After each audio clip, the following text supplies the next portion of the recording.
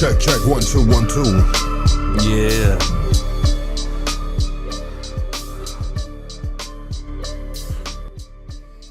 Right now, we're gonna give a moment of silence for our dog. One of the greatest young comedians to ever do it. Unfortunately,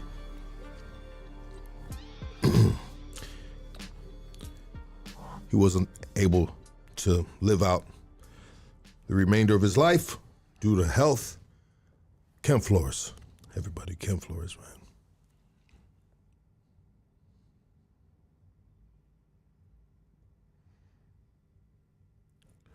All right, Casey, ready to go? Let's go. Let's go, baby. Yes. Man. Welcome to Hood Stocks. We in this bitch, man. Rest in peace to Kevin Flores, man, for real. That was real as hell. Yeah. Yeah. That's some real shit. Let's go. Hit that like, hit that subscribe. Yeah. I feel like it's my WWE like walkout. Yeah. Let's go.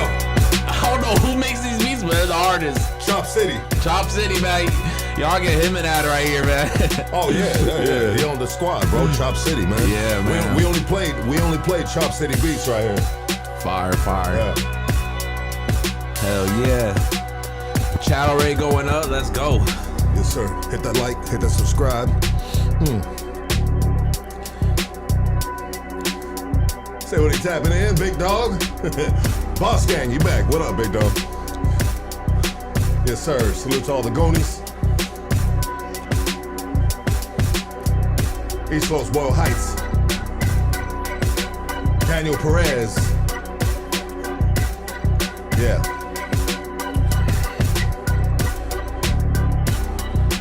Today we got a special guest. Whoo! Man. Very accomplished young man right here that's been doing the damn thing, putting in the hard work. Very excited to have this individual sitting across from me. Here to inspire, here to give you potentially some free game. You may want to pull out a piece of paper and a pencil and take some motherfucking notes right now. Some news you can use. Hey, there it is right there. Everyone, get up off your futons and give it up for BLAZZY. Let's go. Man, that's real as hell, bro. That's fire. Bro. What? Homie said, what? Bro, I've never been on no podcast where it's like this well prepared. You know what I'm saying? I've been doing at least the podcasting stuff for what feels like 3-4 years now. But I've never came into something where it's like this professional and this well. Like you got an outstanding production right here. I'm not even joking. Well, you know, brother, thank you so much, man. And me and my boy Pepita, aka Casey, aka Stacy. We've been at it for a cool minute, man. And Yeah.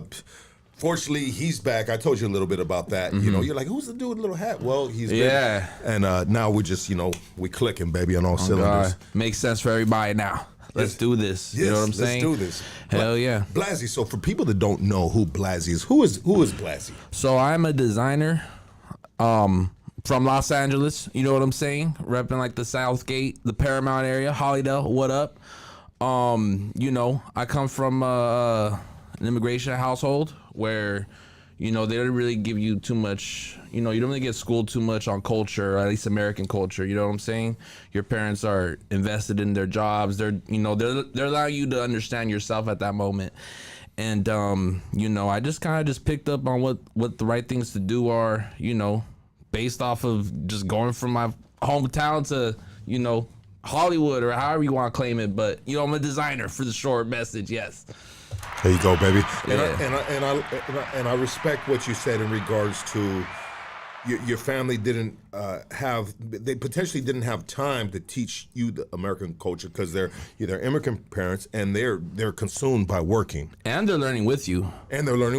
Yeah. How do you feel about what's going on right now? The protest, everything, the deportation, the ICE. I mean, it's honestly pretty scary. You know what I'm saying? I'll keep it real. Like I was born here, you know what I'm saying, but my parents weren't, right? Yeah. So I wasn't able to really, from what I understand, I hear that they could potentially get like people who are like first generation and, they're trying to do all that. But, my mom just recently I have a sister in Miami, and she just recently came back from there last week. And she said she was frightened like leaving LAX, you know what I'm saying?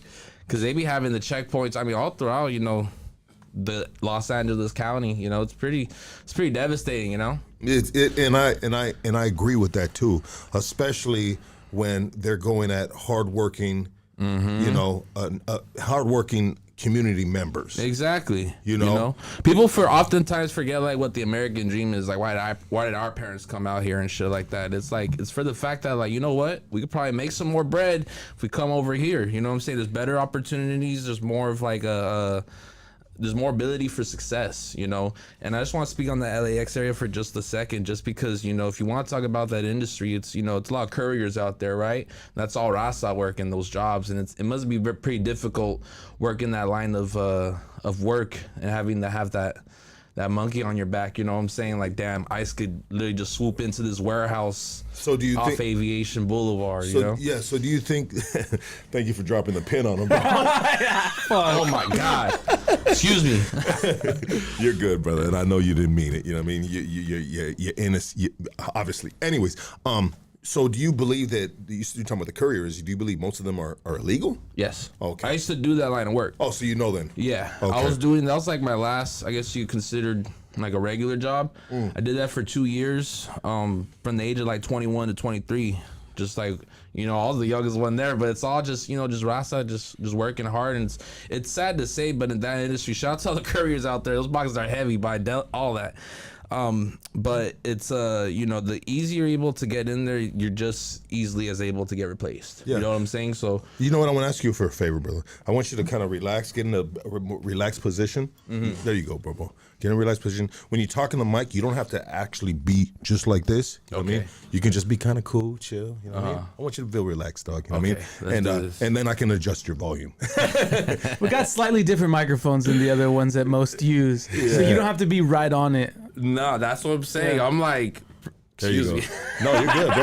You can cuss as well too, bro. Yeah. You know, I'm just impressed by like your guys' production level. This is, you know, because 9 times out of 10, most podcasts you gotta yell at that mic. You know what I'm saying? I'm over here being able to relax, and I'm gonna worry about like, fool, you're not talking to the mic. Yeah, no, 100%. And sometimes I gotta tell somebody, but you being the fact that you have your voice as a tone that projects itself. You know what I mean? You can be cool like that. You could be like me. You know what I mean? Yeah. You can be like me, and it's gonna catch it.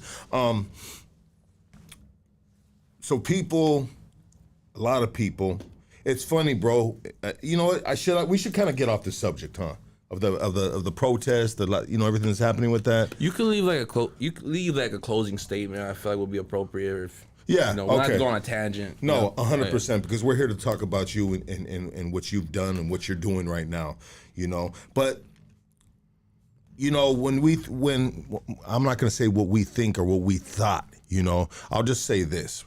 It sucks when innocent individuals that contribute to this community, right, are getting snatched up. Yeah. Kids, I feel like off limits, like leave the fucking kids alone. Yeah. You know? Now and I said this before, but they were saying on the news that, well, sometimes with ICE, they're going and they're like, say there's always like a fucked up person in the family, right? A criminal, right? And so they go for that dude, and then they pull up in the spot, look around, and they're like, well, shit, homie. Oh my Who got God. IDs up in this bitch, you know? Fuck, yeah. That's horrible. And the next thing you know it, that one bad apple of the family has got the whole fucking, but it's been happening like that for years in the neighborhoods, right? Yeah. The dude gets the house raided and everybody's getting busted, you know? But now this is a little different. The house is getting raided, now people are getting deported, you know? And that's different. That's crazy. I want to ask you this. What do you think about when you see young Latinos, Raza, burning the American flag on the streets? I mean, I think it's a very hard image to watch, you know what I'm saying? I'm not the most patriotic individual myself, but what I could do is understand. It's like kind of what we were talking before while we were on camera about, like, you know, our parents' American dreams and shit, or ours, you know? So we came out here to hustle and work, and it's all about capitalism, you know? And I think that, like, they're just misinformed. I don't think that they do it because, like, they know every single part of the... No, absolutely. Well, they're kids, bro. Yeah. They're you know what kids. I'm saying? If you reflect on yourself when you were, like, 16, 18 years old, you probably had the same sentiment as well. Let's go, baby. Yeah. Well thought out man right here, and I appreciate that too. And we'll leave it at that. So, BLAZZY, where were you raised up at, brother? I was raised up in Hollydale, bro. It's a very interesting area in Southgate. Okay. I mean, you look at it geographically, 105 is one of those latest freeways that were ever made for Los Angeles. That was made, I believe, in the 80s. And that area where I stay, I was kind of affected as far as by that 105 freeway. What I'm trying to get at is I'm like in a weird, funky part of Southgate where it doesn't feel like Southgate at all, but it's more like identified as Paramount. But it's an interesting little town called Hollydale. You got all your post offices called that. You got the library. You got the park. It's all Hollydale. It's an interesting area. It's that industrial little pocket of like Southeast LA. Oh, it's industrial. Yeah, I mean it's residential for sure, but there's a nice residential, industrial part about it as well. Yeah, bro. Like buildings, factories. I mean, yeah, factories. I mean, like across the street just from Paramount High School where I attended, it's like they got like some industrial plant where it's like people, what they offer to all the families in the neighborhood are like air ventilators and stuff like that, air purifiers. It's a real thing. Because of what they're releasing in that general area. It's across the street from not only the high school, but also an elementary school. You know what I'm saying? So what is a common thing? I mean, they sometimes they don't want to do, sometimes when they do the X amount of time, like what's happening with these kids, you know what I mean? Are they find a pattern of,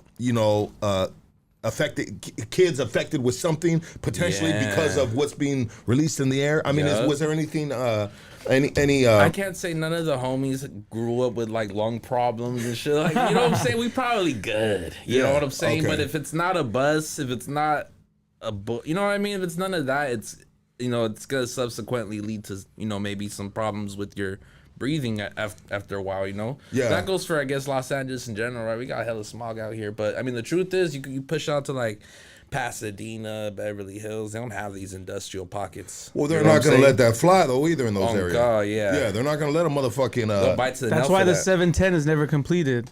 Yeah, that's actually a very interesting story. I love that story. I was putting the homie on to that a while ago.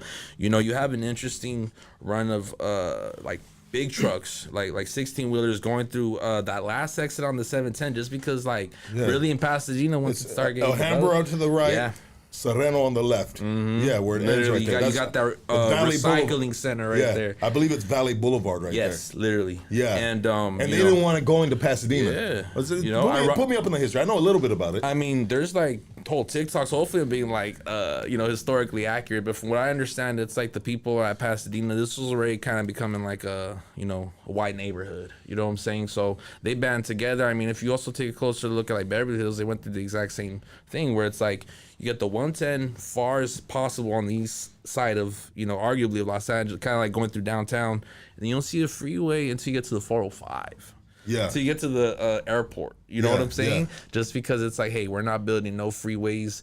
We grew up in these neighborhoods. They're well versed in explaining to politicians on why there should be freeways made. But it's like, when you got La Migra and all this shit, behind your back, you probably don't even want to report it, And it comes to it's only been shown on like the news. It's like most of these cities are ran by like corrupt individuals to begin with, who like let that shit pass. Like, yeah, let's get a freeway. Well, we'd love 50 million. Come on. We'll get greased up, Get their pockets greased. Yeah. Whereas Pasadena, they're like, no, we're giving y'all 50 million to keep this out of here. You know? Exactly. Yeah. Well, I hate working in like I'm a union electrician, and sometimes I got to work out like in Beverly Hills and just are parts of Hollywood. I think it's Beverly Hills I'm thinking of.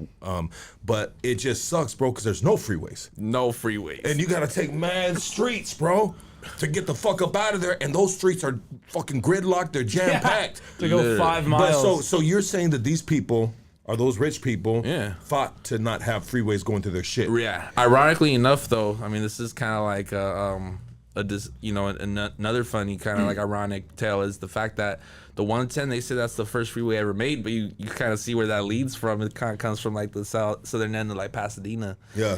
And it goes all the way down to like the southland of like Los Angeles. But man, enough about Freeway talks, right? This is the most Freeway game. Hey, this is the game y'all signed up for. Shit, I'm ready to do some road work, sir. Oh God. Yeah. Hey, I always tripped out just the last thing of Freeway talk, or if it's got anything to do with Freeway. But that little camera they look through, bro. Like, I'm like, bro, what the fuck are you fools doing? Oh God. They got that little, they're just like, For 20 minutes, you'll see that. and I'm walking by, and I'm like, let me look at that bitch. I need to see what you're looking. You got like see through clothes or some shit, or what you doing right there? And they be taking forever. They juicing the fuck out of that job, bro. Little surveying cameras? The surveying cameras, Yeah, huh? They'll be there forever, and then the other dude will come in like, let me see what's in there.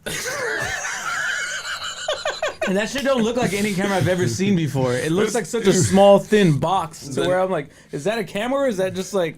The next time I see one of these fools, I'm gonna run up to him and be like, bro, can I just look at what you're looking at? Yes. Like, what's this job about? Yes, yes. And then they adjust it real quick because it's going into some fucking chick's fucking apartment window. Yeah, right? Like, freaks.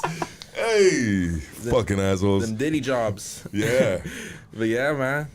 So, yeah, enough Freeway talk. And this is the great thing about podcasting or just having fun, man. I mean, goes in all kinds of different directions. Yeah. So let's start off with your story, brother, being raised in the section that you and I don't know why anyone ever says it always reminds me of The Simpsons. You know the plant, The nuclear power plant? the nuclear power plant. So when you were describing, I see it. when you were describing that high school, I was like, damn, there's a fucking Simpsons nuclear power plant next door. Right there on Downey and Somerset Road, for sure. But, my upbringing was, it was, you don't really understand your upbringing until it's done. You know what I'm Right? saying? Because, Yeah. we get assimilated to our communities, and then it isn't until we get our first jobs, or, you maybe go to school for some individuals, then you start learning about different cultures, you know what I mean? And when you're in neighborhoods, like, that are homogenized, like Paramount or where you're from, you know what I'm saying? It's like where it's mainly Hispanic, it's kind of hard to, like, learn about different cultures. What I'm trying to get at is, like, you don't know that, like, I remember I had a cousin who had, like, a 2-story house, and I had so much fun just going down those stairs. Piece by piece. I don't know why that's an anecdote I'm sharing. Yeah. But, when we first started off, 10 deep in a 3-bedroom house, we were building out the garage to be a house for myself, my dad, my mom. I'm, like, 1 year old. I'm, like, baby. But they're constructing that in the garage. They get caught by Southgate City, and then we all just got to move into the house. And by, like, 3rd, 4th grade, it just became our family in there. And, and kind of lived like a regular, like, LA, I got a question for you real quick, and I apologize for interrupting. No. But you said by the 3rd, 4th grade, now it was just your family. Yes. You talking about it was multiple families before that? My tia, my grandma. But still part of the family. Okay, cool. But, like, I'm at a age where it's like you're not even conscious about, like, what rent is. You can't wrap your head around those kind of, like, complex ideas at the age of 8, 9, so, like, I'm seeing my cousin's room as, like, oh, this is his house, you know what I mean? And I'm just gonna go visit him, and then you start learning as you get older. Once you start going to your homie's house, it's like 5th, 6th grade, it's like, okay, cool, like, these are other houses now, you know what I mean? These are real houses. Yeah. You know what I mean? Yeah, like, not the entire fucking family tree ain't living underneath this one living room roof. I mean, my grandma and my uncle, which are both passed away now when I was a kid, but they shared a bedroom, right? I used to think it was my grandpa and grandma. You know what I'm saying? But it was the fact that we were just so restricted with space that they had to share a room. Oh, and they weren't grandpa and grandma. Who were they? Mom and son. Mom and son. I mean, we're talking about, like, grandpa. My grandma was, like, I think, like, 80 when she passed away, so she probably might have been, like, in her early 60s, late 60s at that point. Would you change any of that growing up? Hell no. Because that made you who you are now. Exactly. And we're gonna get into who you are now. But so okay, and I'm just trying to, like, navigate through with you, brother. So, man, you from very, very, very humble beginnings, man. I mean, how was it? Would you consider that poverty? No. I mean, we went to WIC, but, like, I can't say, like, my dad was selling roses so we could, like, eat that night. You know what I'm saying? Do you think that's poverty? Yes. Okay. I believe so. Yeah. But, I don't think that it was like the most regular, middle class like household. You know what I'm saying? Like we still, had to walk from school. We still had to do ABC. You know what I'm saying? But like I said, you don't really understand like what other kids grew up, how they grow up until you're like 18 or 20. You asking your coworkers like, oh, so. Well, you like this or like you have a savings? I remember a savings. One of my first Y homies that like I ever met through work and shit. He asked me. I remember asking him like, "Oh, what'd you get on your check?" And I'm like 18, 19, and it's like he was like, "You don't ask someone that, Miguel, what you get on your check." You know what I mean? You just learn about these other rules and like how different cultures like adapt and stuff. But what's funny is, and I'm glad you brought that up because it's the little things are kind of huge. So I learned that working non-union. Mm-hmm. So working non-union, any construction non-union, you never ask your coworker or you never ask anyone what you work. But I didn't know that at first, But then when you work union, everybody like it's a set rate. You know what I mean? Nobody's getting robbed. But non-union, it's up to you and your negotiation skills, baby. Yes. You know what I mean? And sometimes motherfucker, I remember one time I was working a non-union job. I'm working in Hollywood, bro, off of Sunset Boulevard, and I was in this company that I worked for, bro. There was all trades that worked underneath this female that was a contractor. It was kind of a trippy situation because the female was the boss, right? Yeah. But anyways, the paisas that I work with, they're like, hey, cálmate, way. I mean, slow the fuck down, dog. You know what I mean? Like they're all talking shit to me, bro. Yeah. Because. What I did is I lied to them of how much I was making because they were the painter's side. Yeah. And I'm the electrician's side. Yeah. And they said, hey, how much you making? Like 18? And I said, yeah, I'm making 18. Like I just went with it, bro. Yeah. Because I didn't want to create but I was making 25 at the time. You feel me? But I just didn't want to create anything with them. Problems with it, with them because of my coworkers, bro. And got families, and I respect them, bro. You know what I mean? But they would be talking shit to me. Hey, had a Mia's way. Fucking blah, blah, blah. Bro, they were talking shit. They're like, calm down. You're not going to lose your job, dog. You know what I mean? And little to them, I'm making 25, so I'm trying to keep my 25. You know what I mean? But I learned that, you know what I mean? Sometimes you just got to shut the fuck up. Yeah, but like we keep piggybacking onto it. It's like, growing up, regular Southeast LA lifestyle, life, you fucking walked around. I'm 30 years old right now, so I wasn't really like assimilated with iPhones and all that. I graduated like 2013. When was your birthday? December 19, 1994. Happy birthday, brother. Good looking, yeah. For some reason, I thought your birthday was near. Yeah. You said 30, and I was like, you know what? I bet his birthday was just like about a month ago, bro. Damn, dude, it's sidekick. I'm a sidekick. I'm not a sidekick. I'm a sidekick. Anyways, I like that. Straight bomb, dude.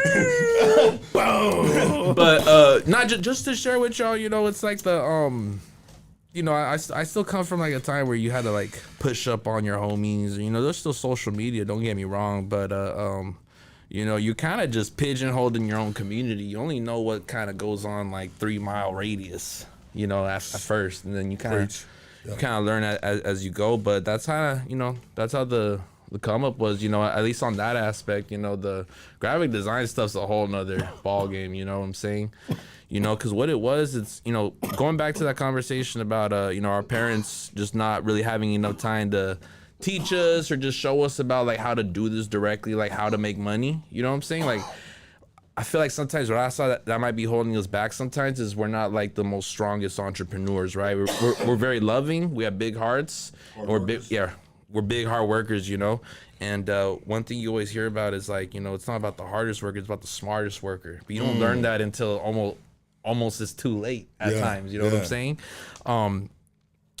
But that's kind of, I never had no hustle bone in my body until I was like 21, 22. And I realized like, I don't want to be working at Ross or the LAX or Office Depot. I had a load of these random ass jobs, Did you did work at Ross? Yeah, I was loss prevention right there on in Paramount. And across the street now, they selling this varsity jacket though. You feel me? So it feels good, man. But shout out to the Paramount Ross location. I was loss prevention. I was the fool with the little ass vest. Yeah. Oh my God, I used to hate that job. What? And this is the time, yeah, I was like, you know, it does sense you when you're like 20, 21. That's the lamest job you can ever have, right? It's loss of prevention. The food trying to be all tough at Ross. Yeah. And you just see all these bad hugs that you had like back in the day. You're like, oh yeah, I look stupid right now in front of her and her mom. that should humilify you. You know what I mean? Yeah, for sure. Working at Ross. Yeah. I mean, it's better than them coming through the McDonald's drive-thru and you just pop up like, hey. Yeah. That's one thing I had in the fast food, and that's what gets me going in the morning, you know, because I understand you probably, you know, we're entrepreneurs, right? So you wake up on some mornings where it's like you're doubtful about certain things, and it's like, well, BLAZZY, you're not deep frying fries, so you're not doing that. Be thankful about that. You could wear what you want to work today. You know what? I want to give a big shout out to the Latinas that are working the McDonald's, our Jack in the Box drive-through window right now, because every time I go through that bitch, which hasn't been very often lately, but when I have, man, they are always looking fly. Like their nails are done, their makeup is bop, you know what I mean? On point. On point, bro. They're in that drive-through, homie, and their shit is on point. And I'm like, damn, this is a little baddie right here, bro. God, bro. I be telling the homie, like, low key, like, whenever I go visit my, like, family, you know, over there in Paramount, I might go to Superior or something like that. Go check out the hoes over there. You know what I'm saying? Like, man, this is some grass-fed women. You know what I'm saying? They look good right here. Hell you yeah, know? bro. Grass-fed woman. Yeah, absolutely, bro. You gotta, hey, homie, like, you're not gonna, you go to, check it out, bro. You exactly what you said. You go to Walmart, you go to, Food for Less, you go to these places where it takes a humble female to work at. Bro, you ain't finally seen these bitches with BBLs. You ain't seen a bitch with BBL At a video shoot. Yeah, at Food for Less. Yeah. No, she homegrown. Yeah. She grass-fed. I like that, dog. Yeah, That's grass-fed. facts. Yeah. No GMOs. No. In my hoes. Nah, but yeah, I could appreciate a good woman like that for sure, you know. And that's kind of ironically like what I go towards, you know. Like growing up, it's like all you see is just Latinas, right? So it's like you kind of get tired of that, you feel me? Then after a while, you start getting older, you're like, damn, that's exactly what I want. That is all I want. Yeah. As a matter of fact. Yeah. Yeah. Yeah. I feel it. Sometimes, bro, it be like that. And that's great, brother, that you worked all these different how were you in high school? How were you in high school? Well, academically, they put me in like the gifted classes in like 5th grade. They did like IQ tests. They started sending me to like Irvine University. And by like 8th grade, I like stopped caring about school, stopped caring about all that shit. And, I was set up with like all these great classes, like geometry and like 9th grade. And then I just like slowly by the end of the first semester got dropped down to all of them. You feel me? But I did graduate high school. You know what I'm saying? I can't say like I could give you game on the Pythagorean theorem. Like, I don't think that's useful at all. Or like, yeah, it's not. You put a gun in my hand and tell me to write cursive, I might have some issues. You feel me? Like, I don't even know how to do them capital letters anymore. You know what I'm saying? Pythagorean theorem. A squared plus B squared equals C squared. No, there it is, whatever that means. Shit. But no, that's how it was in high school, in that area especially, it kind of feels like there's only like taggers, which kind of like subsequently leads to like gang banging, but it's like taggers and skaters. Yeah. And Paramount's paisas as well. It's hella paisa community. You know what I mean? Like Chalino Sanchez lived there. Yeah. All types of shit. Jenny Rivera used to work at that swap meet. But it was just a fair share of that mix, I kind of got into it, a lot of my homies were like graffiti artists at the time. Their taggers were 9th grade, nothing major, some lame shit. We putting one R at the end, you feel me?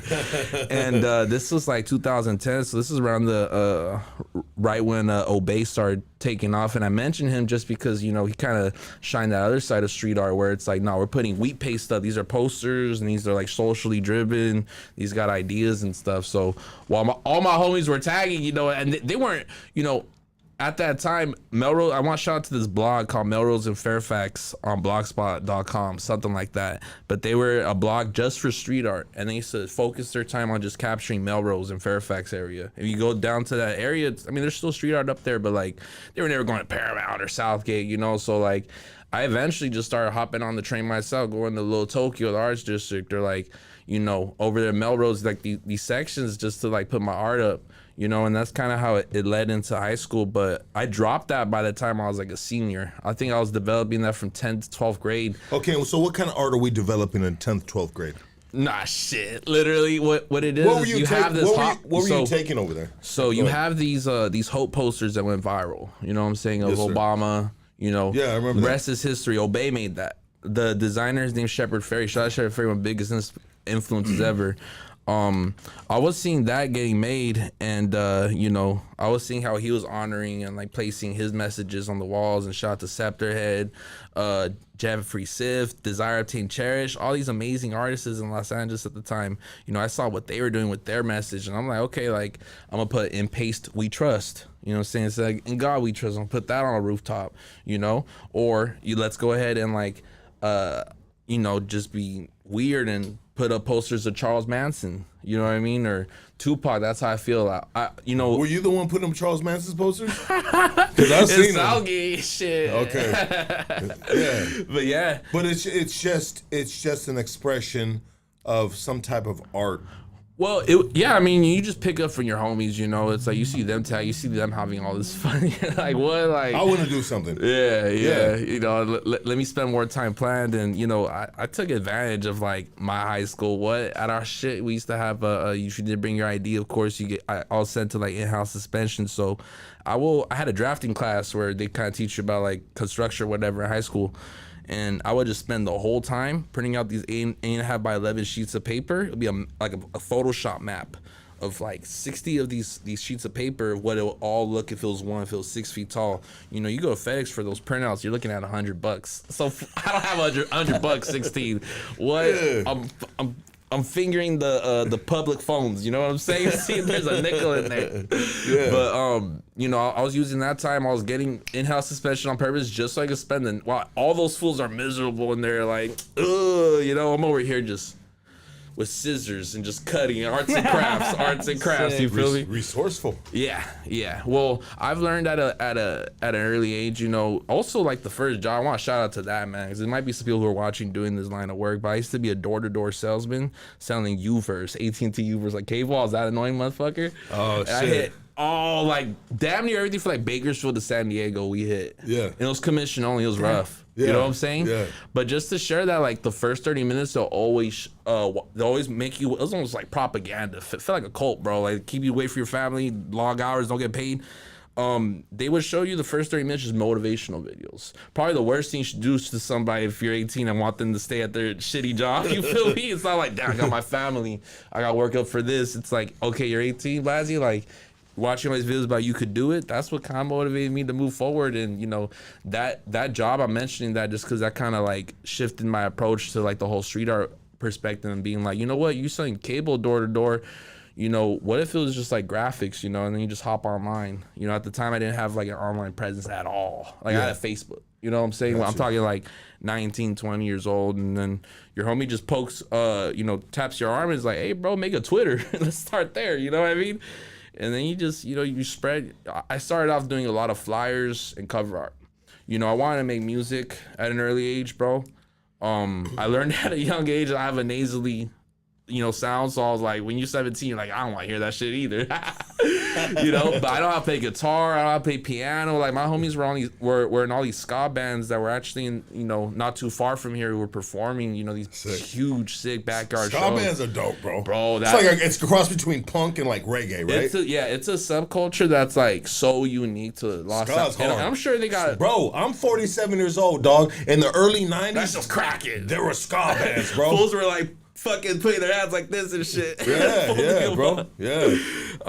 But you know, I really want to do music. I couldn't find an opportunity to like rap and shit. I'm like, damn, you suck, man. You don't do this shit. Say yourself. Yeah. So I was like, how can I get into the music industry? Started like recording my homies, and most importantly, I started doing their flyers or their banners for their MySpace, and that, you know, led to just, it literally was like person to person. I never had no like cool cousin that like worked with Kanye or something like that. You feel me? Like it was all just from, okay, I mean, y'all know how it is. You meet your cousin's a camera guy or something. You meet his homie that's an engineer. You meet an assistant, and then, you know, you just go through all these different pockets. Sometimes they're dead ends. You know what I mean? You don't meet nobody. But you know, I'm proud to say that like it's truly like started from that. You know? That's dope, brother. I love that, bro. You know what trips me out sometimes? I don't want to mention no names because I'll be blasting them.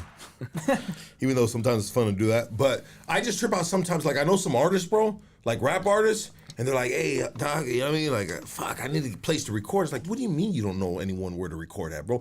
Everybody and their mama, bro. Oh, I ain't got no beats. What do you mean you don't know anyone that got no, you know what I mean, bro? There's so many dudes that are producers, you know what I mean? You don't even need to have money, bro. You can like a little bit of money, or you can barter, or you can figure something out. Bro, there are so many resources, so many people doing shit out here, bro. I always tell these fools, and I'd be like, no offense, have you Googled it? You know what I'm saying? Yeah. All your they brag about you on Google and how many search results they get you in a point second. You know what I mean? Yeah. That's how I always figured it. It's like, you know, you just gotta be resourceful. You know, it's not about your resources. It's just about, you know, just learning how to use what you got, you know, and make a fire out of it. You know, you got a rock and a stick. You know, let's make a fire. Let's have some dinner out of that. You know. You know what? I gotta take a little bit of that back, bro, because. I've always, even before I'll take a little bit of this back and let me clarify what I'm taking back. So before, you know, Hoodstock started doing decent or getting a little buzz around the city, right, the neighborhoods, but I was always able to find different things. But as moving forward, of course, it's been so much easier, right? You know, so much easier to tap in with different people that want to fuck with you, you know what I mean? Yeah. You know, so, but... You know, it's still everywhere on the internet, bro. It's just, you know what I mean? You could literally, anything y'all want to do. If y'all want to do, maybe you got to go to school for some things, you know, doctors, any potential YouTubed all this shit. Oh, God. What? Yeah, I YouTubed. Ain't nobody gave me nothing, bro. Even till this day, if I got a question, man, I hit ChatGPT. I'm hitting YouTube. All day, I'm baby. Okay, bet. All right. This dude just did a my whole thing on it. Where my ChatGPTers in the chat? You know I made the background of this Ken Flores ad right here with ChatGPT. All you gotta do is like program it. If you really want to go through some introspective moments, ask ChatGPT what it thinks of you.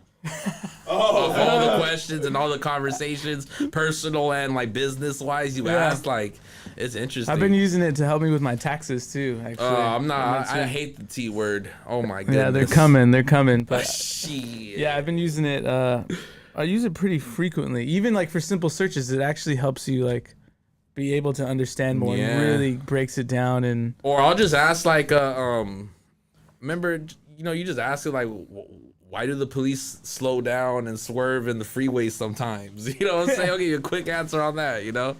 Are they, so that is the AI generated thing, right? Yeah, it's like an assistant. It's a computer that just talks to you. There's different versions of AI and different like. But it learns like basically you could teach it about yourself and your life, and it could really like help you with like build me a business plan for 2025. Quick, yes. Or like, hey, this is my trade. How could I do this? Or if I earn this X amount of money, how can I use the money that I earn to invest in, you know, show me where to go. Yeah. And it'll break it all down. My favorite thing with the serotonin that releases my brain is when it says memory updated. When you just send a long ass message to them, you're like, okay, now I know this about you. It's like, yeah, for sure. All right, bet. You know, you understand me a little bit better, you know? Yeah. You're able to tell me what I don't know. Your personal robot. You know what? Mark Zuckerberg was saying that like regular engineers right now, AI can already do their job. Yeah.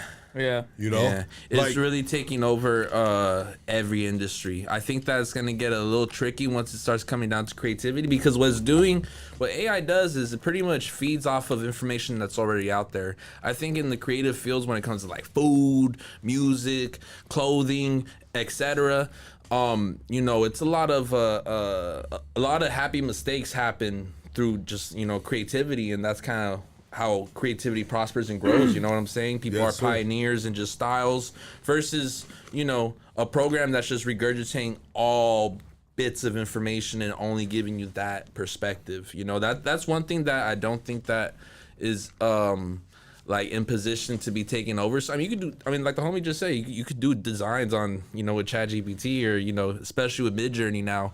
But I still think that like there's huge indicators. I mean, like the fingers we could talk about, or yeah, you know, like the face. I could like on this graphic here. See, there was in the top there is an angel right where the N is, the bottom of the N, and the face was all morphed. Yeah. Yeah. Because what it's doing is like, you know, you're saying like, hey, I want maybe an angel, or this is the environment I want. It just grabs 10,000 images of that angel and just morphs it. You know what I'm saying? It's interesting what's doing to stock images right now, because like you'll just see a brown bar, a blue or brown bar at the bottom. If it was a stock image, like iStock, but it's just like inherently picks it up as like, okay, this is obviously something humans are doing on a design level. But they're doing it. It pops up on watermarks and all types of shit. We're having design talk. Excuse me. Yeah, it took me 3 hours. I tried to make this little kid clown for a design, and it took me 3 hours to get the design I wanted. And I was like, I had one, and I was like, dude, can you just remake this one, but just change it? And it would just keep shooting out just different design. I'm like, dude, it was frustrating, bro.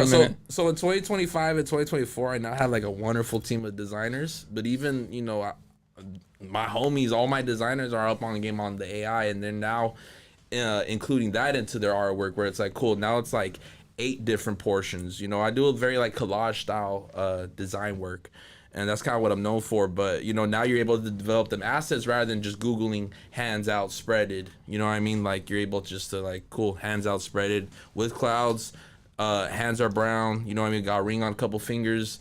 It saves you those 2 hours on Photoshop, but also it'll drive you stir crazy. Just being on there and nitpicking this. Too many options, right? Too many. I mean, it's just like you have to know how to talk to it. You have to know how to talk to it. Sometimes you have to like upload an image and say like, describe this image in a way that I could prompt it to you. Mm-hmm.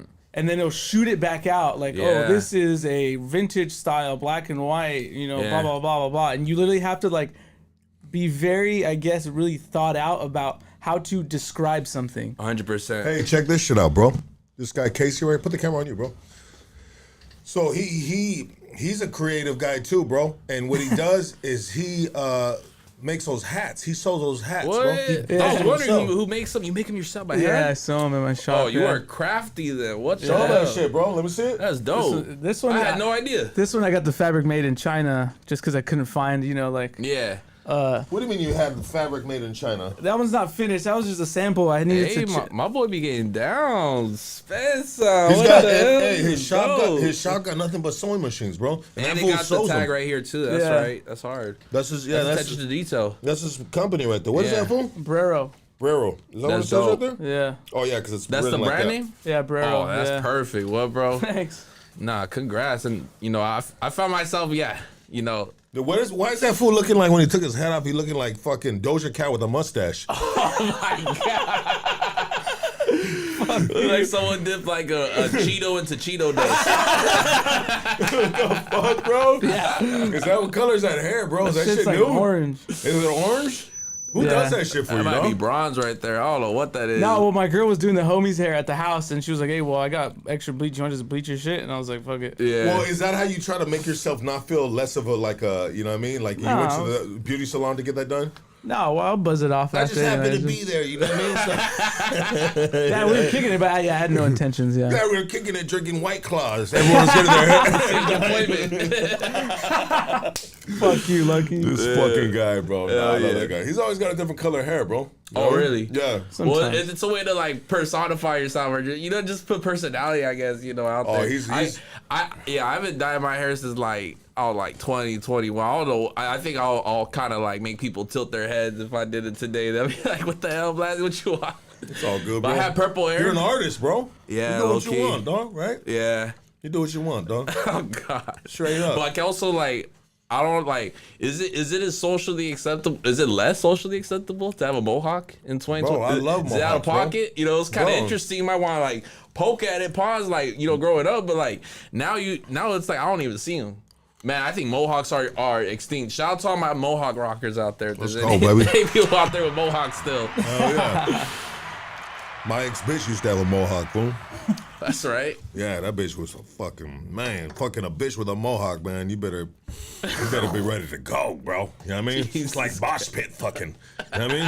Like, you know what I mean? Just fucking a mohawk bitch. Spit everywhere, man. Yeah, man. You know what I mean? Yeah. So, you know what I want to do? I want to pay some bills. And then I want to get back onto how you got to where you're at. Track, yeah. Let's get back on track. Let's pay some bills and we'll be right back with BLAZZY, man. You got to use the restroom, brother. Use the restroom if you like to re-up on LaCroix, man. there's more right there, bro. Yeah, for sure. Myself real quick. Yes, sir. Thank you, Don. We usually have other guys in here, bro, but you know what, man? They're on strike. You're on strike. Lucky has a gooch mohawk. Man, fuck you, Julio. Fucking asshole. Anthony Cruz, when what does that say? Fat Tar Devil Blue seen how he get what the You guys are crazy, bro. I want to let you guys know, man.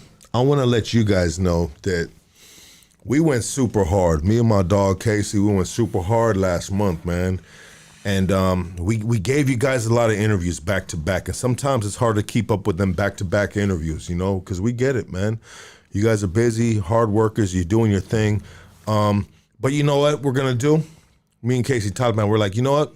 We're not going to do too many interviews this coming month because we're going to let you catch up on the back-to-back interviews we did last month. But we are going to give you content this month. And the content that we're going to give you this month is we're going to hit the streets. Matter of fact, breaking news.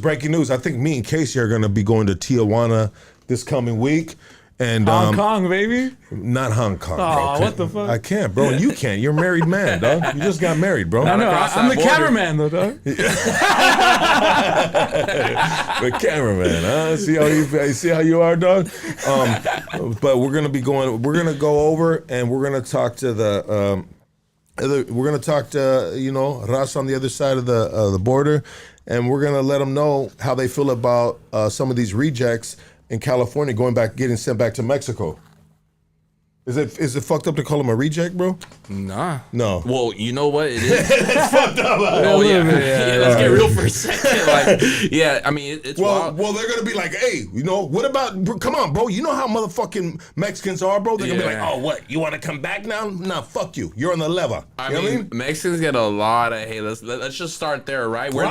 We're the Chinese of Asians. What I mean by that is, like, everyone's just identifies as they're ignorant. Like, oh, this fool's Chinese right here. Hey, bro. Everyone that's browned, they just put it umbrella. This fool's Mexican. They're pushing up from Mexico. When it's like you got a big continent of South America. Bro, check it out though, bro. Let's think about it how Mexicans are, bro. They're very judgmental towards their own. They hold grudges, bro. You know what I mean? And motherfuckers is just ruthless. It's the tribal shit in the motherfucker. So once a lot of these Mexicanos that are considered illegal on this side. Great choice of words. I want to be correct. I don't want to be an asshole, bro. You know what I mean? Even though it's fun to be an asshole, but not right now. Yeah. It's not the time for that. But get sent back over across the border, bro. A lot of them, if they don't have family or direct family, even the family are going to be like, oh, now you're back. You know? You didn't send me no money while you're over there. Oh, fuck. You feel me? Yeah, fuck, bro. They gonna be on the shit list, bro. Yeah. They gonna be like, oh, hey, everyone in town's gonna know he just got deported back here. He didn't want to be here. We ain't helping him. Yeah. He ain't getting hired. Yeah, we ain't answering these calls now. Is that facts or not, bro? Yeah, I mean, that sounds pretty, is that accurate? And on some real shit, too, on this conversation, deportees, it's like, I go to TJ Rosarito, just like as frequent as probably any of us go over there, every now and then. When I went a couple years back, when the Ukraine and Russian war was going on, it's hella Ukrainians over there. You got a big Haitian population in TJ they don't talk about. Yeah. Just the fact that the blacks. Yeah. Just because what happened in Haiti in like 2016 or 2015 or whatever. We're seeing the repercussions of that. You know what I mean? But most importantly, like when I was walking through the walk border, it's just a bunch of puppy-eyed Ukrainians just staring at you like, ain't no way this motherfucker, this brown ass fool could get into this spot right here. Yeah, this country, Let me pay these bills real quick. Bring it back right here, guys. Bring it back right here. Neighbor, yeah. This is fun, man. We having a good time. Here we go right here. Hey, Hoodstocks is sponsored by Shockaware. Shockaware is more than streetwear, it's culture, lifestyle of individuality, and self-expression through clothes. I want you to go to shockaware.com. Use Hoodstocks15, get yourself 15% off. Don't play with that shit. And to be honest, we get a big percentage of that money back. Shockaware takes care of us across the board. Shout out to the owner of Shockaware. I love you, my dog. I was on the phone with you today, and we always have real conversations and shit, you know what I mean?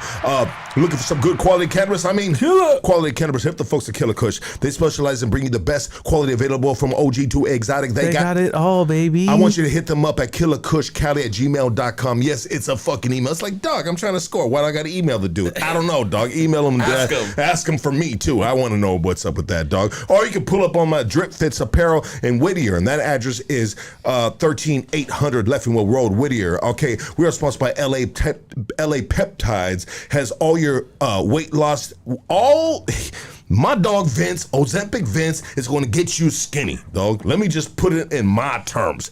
He's going to get you skinny. You want to get skinny? You fat? You want to get skinny? He's got the Ozempic, Mounjaro, everything you can think of, bro.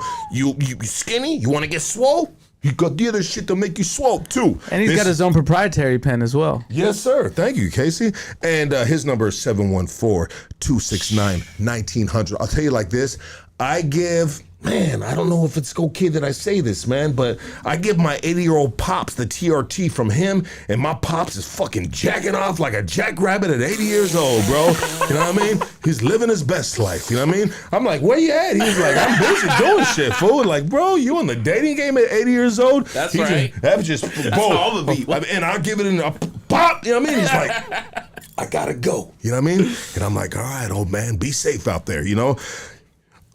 Calling all bakers and chefs, upgrade your kitchen with Origin Bakery and Restaurant Equipment, top quality oven mixers and more at unbeatable prices, perfect for your next culinary creation. All right, I want you to go to visit Origin Bakery in South El Monte and visit them online as well. And if you'd like to call them up right now, it's 626-579-3580. All right, hey, you guys ready to get about their apartment complex? Huh? Your neighbor, they fuck too much. You hear them on the other side of the wall. You know what I mean? It's making your girl fucking jealous because dude's fucking the shit out of her.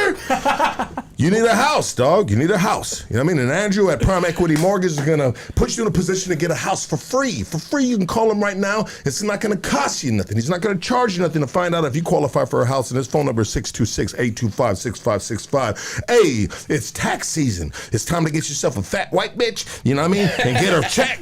Get her check so you can get a gold chain. And when you get that check and you need a gold chain, call up my boy D. Leo the jeweler. And his phone number is 323-899-0001. Hey, you ready for a dog? And I'm not talking about a Chihuahua, because Chihuahuas, they just bark and they lick peanut butter off weirdos' nuts. You know what I mean? Huh? Anyways, Who said Rottweiler. I want you to visit Rottweiler. Hey, RottweilerMafia.com.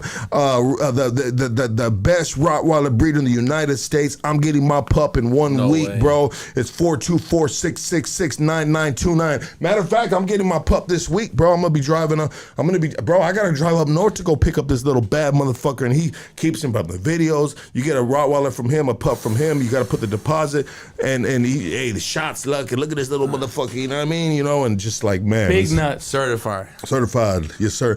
And we're also sponsored by Doug Sherrod. This is our criminal defense attorney that we have on retainer. This is Hoodstock, so you best believe there's a point in time when you're doing hood vlogs and hood stocks and anything to do with the streets, you better have a motherfucking lawyer at hand. And we work for that, so if you'd like to use our lawyer, his name is Doug Sherrod at KingKongLawyer.com. And we are back with BLAZZY, baby. Let's go. Man, that was an amazing ad read. I ain't gonna lie. You put some personality. I don't know what you're charging, but 20% next time. What? That shit was incredible. I don't think I've seen that in other ones. Yeah, man. You know, they our sponsors take care of us, so I got to take care of them, bro. No, you guys do an incredible job with that. And I always talk to them and be like, hey, is it working? You know?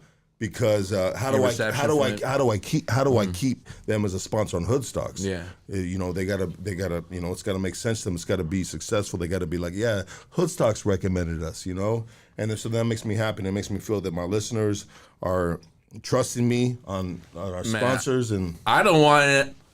Just myself watching this, I wanted to see what's up with Graphic Joe. I'm like, man, he must be something being on this wall right here. Like, man. Yeah, and so Graphic Joe is no longer shout out to Graphic. He's no longer a sponsor at Hoodstocks, but shout out to Graphic Joe. And it's just because this year, that's that camera time though. What an ad on Hoodstocks to get y'all though, for sure. Yeah, and so what Graphic Joe is, I worked out a special deal for him because I knew he was in an upcoming you know, ground up, mom and pop type of business, you know what I mean? You know, just trying to get in the game. But I came into this new year and I'm like, all right, well, there's certain deals that, you know what I mean? You know, that I gotta give you guys this, what everyone else is doing now, you know what I mean? You know, and, you know. I gotta pay bills too, it's nothing personal. Yeah, but anyways, he was great to us, bro, and he took care of me in the way he could, and that was with product, and it was amazing. You need stickers to this day, man. You go to Graphic Joe, bro.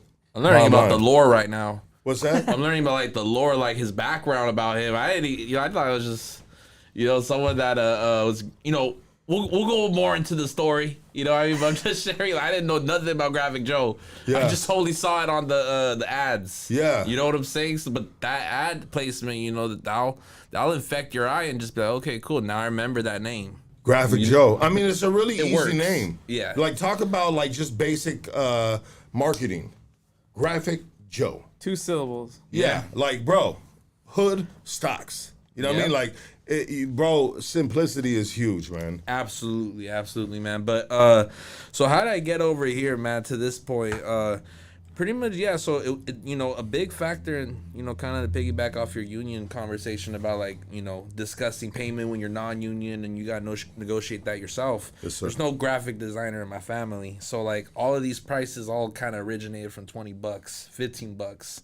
And you start learning, and maybe it's the white folks that have that information on like, well, if you're a busy individual, it means you need to charge more. You know what I'm saying? Because us Raza, you feel me? Us Latinos, like Mexicans, like we're taught to like, nah, get every single job and do that motherfucker. Yeah. You know what I'm saying? Like, fit it in the schedule, make it affordable. Yeah. So it had me in that transfer like, let's say like 2-3 years. You know what I'm saying? From like the age of like. No, I didn't get my first spot until I was like 24. So like from like 18 to about like 22, 23, I wasn't charging anything more than $100. Hold on real quick. I want to read this comment real quick. BLAZZY, one of my favorite Mexicans. Thank God he's legal. Oh my God, we have some problems, bro. Well, sometimes I take the office. This is like quick, and I'll be out of it real quick. But we take the office over there in Mexico, to go kick it. We'll go to F, Rosarito, like wherever we want. And one of my designs at the time was illegal. And I told this fool, like, bro, I'll pay for you to come back. Like, you got that shit. This shit really feels like, no, fool, you don't understand. That's disrespectful. I'm like, oh, okay, you're right. Homie, you're living through it. You're right. But yeah, they got illegal for sure. Yeah. My parents, though, nah, you'll see it get affected in my work. My parents get deported. Jesus Christ. You know what? That's the fucked up thing, bro. Of this whole situation is the good people. Yeah. Getting taken. Yeah, my dad do and mom, not deserve it, bro. They mean no harm. Yeah. The good people, bro. The good people, they invest their money back into the community. They're getting it for, it's like you're adding to this economy and you're adding to just like society. You know what I mean? And just America. And that as long as you're contributing, bro. Yeah, you're contributing. That's the underlying factor, But yeah, it feels like that are getting picked up. But we keep on getting a little. I'm sorry, bro. We're podcasters by one shit, bro. The wrong two people to be at a table. Yeah, no, great two people to be at the table. Oh God, that's the best time for conversation, man. But so as I slowly but surely kind of like got into my career, still, at my mom's crib doing like 30, 50 assignments a month. You know what I'm saying? I was hustling, bro. Okay, so what do we consider an assignment? Graphic art, you know what I mean? Whether that's a t-shirt, hey, you have a flyer, it was mainly music at first, which is like why I wasn't able to escape the $100 kind of like mark, because like it's hard to imagine paying $100 for something you can't directly make money off of. Yeah. T-shirt designs once, like I personally never thought, if you asked me 7-8 years ago at like 22 I want to be for a living, I was like, bro, the best cover artist ever. What? But at that time I was already starting to get introduced to like bigger clients, like Atlantic Records. We were doing like, we were early on like the motion graphics for Quavo and individuals like that at the time. Wow. Talking like 2017, 2018. What exactly are you doing though? Like, well, in that aspect, man, I had a very big, I call it NBA. I mean, it's no, young boy calls it NBA, but like never broke again mentality. You know what I'm saying? Where it's like, I was hustling, bro. We're fucking Mexicans, so it's like, if it's not if it's not graphic design I'm doing, all right, cool. Let me shoot this music video for you. Let me edit this. I know all these programs. You know what I'm saying? I was making myself like useful. I'm sorry. Where do we? No, I was asking exactly what you've been doing in some of these positions when you talked about Atlantic Records, Quavo. This, Okay, that. so I mean, learning all these programs has kind of made me more like reliable for some of these like artists or record labels. In this case, What program are we talking about? Are we talking about just Final Cut Pro? Okay, editing programs. There's a lot of. It's called Final Cut Pro X. There's a lot of programs though. They all kind of do the same shit. How did you learn? How did you learn it though? Bro, YouTube huh? University. What? Yeah. Proud graduate of YouTube University. You feel me? Even when it's like the most like rudimentary like ideas, like how do I make this text chrome? Well, BLAZZY, guess what? There's a 15-minute video waiting for you. You know what I'm saying? Right? Yeah. But it was bro. just all like I said. I think that's where we really messed up. Like to the music conversation, like. The fact I wanted to be part of the music industry and I wasn't doing anything really, it's like, cool, let me do these cover gigs, the cover art gigs where, they just make myself useful. And that led to me pretty much getting an opportunity. Shout out to my boy Tommy from Activity Los Angeles. They started in Dallas though, but they're the first like brand that saw me and they're like, okay, I like what you're doing with like these graphic stuff. We need to throw it on shirts though.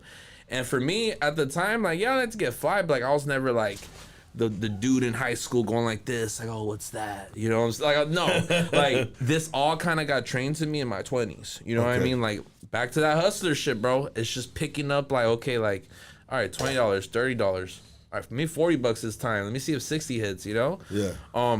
But that threshold was definitely Raising like the stock. Yeah. Well, the threshold in that situation was just the fact that you pay so much for just the logo, or in my opinion, you know what I'm saying? Like people want to see the return on investment. Yeah, depending on the level of artist, right? Yeah. So I encourage, and just like I think this is common sense in 2025, but if you're gonna be doing graphic design, it's like prioritize like those clients, because it's like those are the fools that are gonna make like bands off of the stuff that you develop for them. And that's what happened. That was the second part of my career. It's I want to ask you a question, brother. Yeah. And I'm sorry for I promise I remember where I'm at. Yeah. No. So I've had a lot of dudes make me graphics, right? For my like Hoodstock stuff. I got a shout out to my boy Psycho. Shout out to Ed Cal One. And shout out to who's my graphic guys, bro? I don't want to miss any of them while I'm talking about the graphic this. community. Yeah, these are Hoodstocks. My graphic guys. You also had Malo, right? Yeah, Malo's done some shit too. Yeah, Malo Designs. Yeah, for sure. Thank you, dog. But anyways, So you got people. Oh, shout out to Rui, Raul. He does all my our thumbnails. Yeah. That's who I didn't want to leave out. So so sometimes.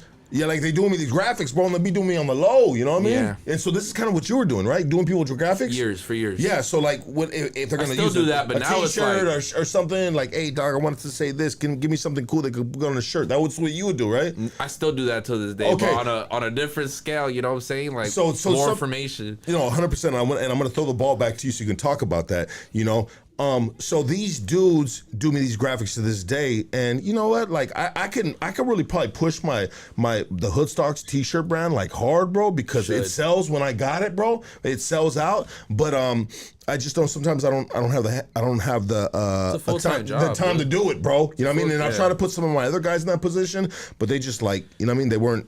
Anyways. Our dads didn't do this shit. Yeah, you know what I'm saying? yeah. It's so hard to wrap your head around it sometimes. So these dudes say if a dude charges me $60 for a graphic, right? Which is very like that's very nice of them. That's a plug. Yeah, that's a plug. That's a plug. Yeah, yeah. It's a homie. I hate to be giving out my prices like that. Anyways, not all of them are like that. But I always tell my guys, like, hey, bro, this shit pops, homie. Then obviously, you know what I mean? Like, I'm not gonna ask you for no $60 ass shit, homie. You know what I mean? I'm gonna fucking, you know what I mean? Put you to the plate. Yeah, I got you. Yeah. And so that's what started happening to you. Yes. Okay. Yeah. So it went from there, and I had somebody who just kind of saw what I was doing with like the cover arts, and I was going before Los Angeles like accepted me, and I had my own identity here. It was Dallas, Texas. For some reason, just had an amazing hub of like creativity. And there's a lot of artists that did music out there that was just using my cover art. So I caught my first plane. My first flight ever was out of state. First time ever going out of state. besides Vegas, but I'm in Texas, Dallas, Texas, and I almost get culture shock, bro. I'm 21, and it's the first time I'm just like, damn, like, look at all these people are just creative. They're all just growing. You know, they're all thriving. It's kind of like what LA is today right now. As far as, like, the creative environment is it's very, like, easy to, like, get in today. You know what I'm saying? Versus what it was 20, 30 years ago, I'd imagine.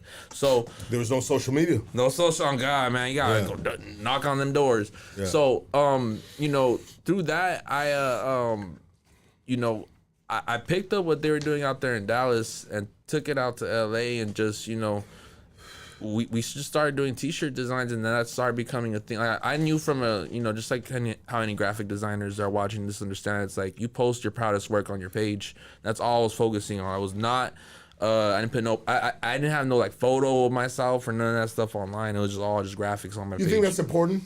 Well, I think it's important now in retrospect. People don't ever know who it's the dude because people gonna be judgmental on just their fucking face. Yeah. Oh, when I went to Dallas, fools were like, "Oh, I thought you were black."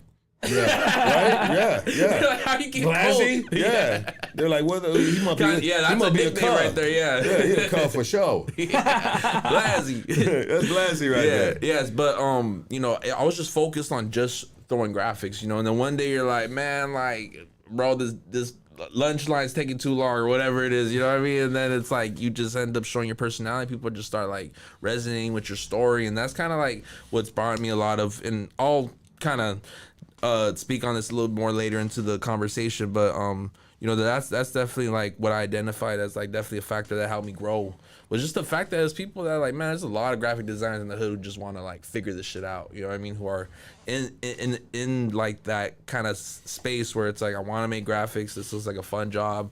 It's like I'm able to do it, but my dad didn't do this. His cousin, like, no, my cousin barely does it, you know. And it was just to help with meeting a lot of people, just telling me like, no, bro, what do you mean? Like, oh, I start paying fools at 100, or like, you know, and then you start picking up, and back to that culture thing that let me reel that shit back for a second, like, you know, growing up and just learning how like different even races do business, you know what I mean? They're able to like finesse and like get a good opportunity out of things, you know what I'm saying? You pick up on that yourself, you know, where those were kind of blind spots for you early on.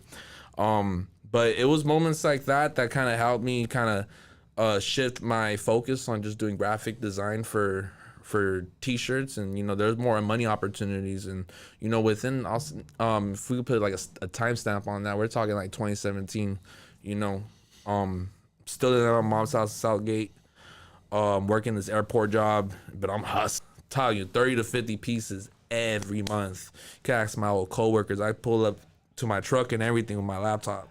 Just for while I'm waiting for this van to get loaded up, or this truck, whatever I'm doing that day, I'm just able to knock out graphics. Jeez. You know what I'm saying? I was on it. Jeez, that's what I'm talking talking about. I love that shit because there's so many people that can relate to what the fuck you said. This dude said he was fucking doing, you know how many rappers are writing their fucking verse in between whoop-de-whoop and traffic and all that shit? Everybody, bro, is always trying to plan something. Even when I was working, bro. Yeah. I haven't worked since June, but even when I was always when I'm working, bro, electrician, man, homie, I'm fucking booking fools for the podcast. Yeah. Oh, that's a graphic. All right, I'll take you that know, one, you dog. know what though? Yeah. That's when that tastes the sweetest. That's when success tastes the sweetest. When you carved and went through every single possibility, and it so happened to be the last. You know what I mean? Like, how to do it, bro. You know? I'm at the last possibility right now. Yeah, but. Not looking good. No, I'm about to go back to work, bro. Man. Anyway, it's all good though. But you know, it's moments of perseverance like that. I used to be frustrated. If any of y'all are watching this, like, why is this lame fool up here? You know what I'm saying? You ain't lame fool. No, why but want to try. I mean, we got some haters. You know, anywhere you go, them, bro. You cool, bro. You good, bro. You good right here with us, dog. We got you, dog. When I was 21, yeah, I'm looking at all these people that are popping these graphic designers. I'm like, these fools are all whack. Why is all this whack shit getting promoted? Yeah, bro. I used to be frustrated in my van, cry at work, and be like, bro, like what the fuck am I gonna do? You know what I'm saying? But it's all that perseverance. You know, I was there for 2 years just dealing with it, accepting until it's like you keep knocking on these doors, and it's like, you know, I want to shout out to that brand that really put me on, we could say, you know, formerly. It was Chinatown Market. This is it's that brand with the smiley face. I have it tatted right here. Okay. It's just smiley face brand. There's only streetwear brands. Now known as Market. Now known as Market. Shout out to Mike Sherman. But I came to his office on three different occasions, And it wasn't until the third one that my graphics get accepted enough to be in that room. And we were talking about, like, what were you talking about? Like, BLAZZY, what you mean about these motion graphics? Like, they weren't even using me for graphic design yet. They're just using me for mock-ups and for me to put a video of the shirt blasting, you know, shaking up a bit, and then it zooms out. They were just, they felt bad for me. You know? You're doing like labor work at this point. Yes, yeah. But Okay. But they liked you so much that they said, "Well, we want to have them in the house." Yeah, because they probably seen potential, bro. Yes, exactly, and that's what I can never forget. You know what I'm saying? So shout out to Mike Sherman, but I was just focusing on that. Yeah, shout out to Mike Sherman, bro. Yeah, shout out to Mike Sherman, bro. Yeah, that's huge, brother. He took a bet on me, and he's someone that could like co-sign this whole story. You know, it's like, it got to a point where, you know, at this point it's 2018. Now it's like I'm doing these graphics for like SoundCloud artists that are popping. You know, I could geek out and tell you some random ass names, but it's all these fools that are doing like Europe tours though. You know what I'm saying? Yeah. And I remember Josh Madden. He's the manager of Good Charlotte. He walked into the room. Band. Yeah. So it's a band like 90s, whatever. He walks into the room and he saw me working on this flyer. He's like, whoa, you make graphic? Oh, I need to work with you. And then that was the first person. Yeah. And then, you know, we got pledgers coming into the room. They're like, this guy got something interesting. Can we do graphics for him? He's like, whoa, wait a second. I need to be in between now. You know, and then the items. So we did that. So I ended up going from doing random videos. I done stuff for Urban Outfitters, Puma, Converse, all these random projects we were doing for just doing videos, bro, while still hustling graphics on Twitter. Yeah. You know what I'm saying? Everyone in the office got that full-time job. I don't think like that at that moment. I'm already like 5 years into it. So I'm like, nah, I'm running it up. I'm running in my extra 3,000 or 5,000 on like Twitter and doing these like 50 jobs or whatever it is, you know? But at that moment, what ended up being, so it went from doing the videos to like his clients slowly coming in and kind of backdooring me like, oh, lay fuck with this dude specifically, you know what I'm saying? To him being like, all right, let me put you to the plate. My first project was this Puma t-shirt that they were just promoting, you know, it was just for an NBA game. Aced it. They loved it. They kept wanting more. The one that really, and at that moment, I got changed. What did you do? Did you do the whole logo for him? No, I didn't do no Puma logo. No, but it was a whole graphic design T-shirt. It was just, I mean, just imagine like a graphic design of like a old school like NBA like Michael Jordan. Oh, so you did something like that? I designed that aesthetic for them, and that was like still a fresh idea at that time. Yeah, you know what I'm saying? Yeah. We're talking like mid 2018. So I was doing that for about like 6 months. And then he presented me a project, and at this point, I've already heard everybody under the sun that's like, oh, fool, we might work with this person, like push up, you know what I mean? You know how it is, you know what I mean? Yeah. And I was told like, hey, Carter 5's gonna come out, Lil Wayne's gonna drop the album, we're gonna need some designs. And I cooked up some graphics, and they're one of his best sellers for that album, for the Carter 5 album. Are you serious? Dead ass. I mean, that's my cover story, you know what I'm saying? Yeah, you know. So you designed the cover art for Carter? No, the t-shirt design, t-shirt merch. design. Yeah. Okay. I played and this was and this is stuff that he's selling in arenas and while he's performing online. Well, it was like online. This is a point in history, point of music history, when it's like all these labels were like super privy on the fact that album sales were being affected by merch sales as well.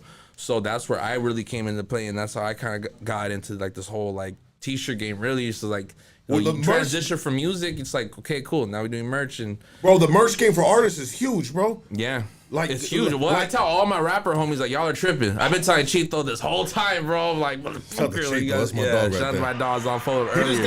He just got a puff from Rottweiler Mafia. I wanted to speak on it. I wasn't sure if we were gonna tell the sponsors, dog, or not. But I told this fool like, I didn't mean to cut you off during that conversation during the ad read. No, but you're like, good. A Rottweiler, that's my favorite dog.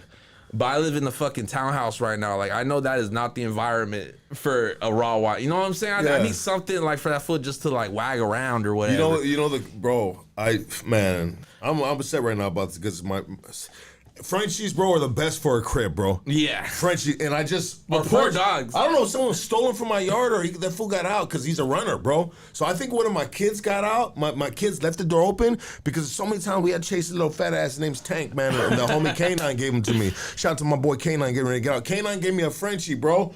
And we had him for a fucking long time. And he's the only dog that I really, really liked in my household because we got a lot of animals and dogs. Yeah.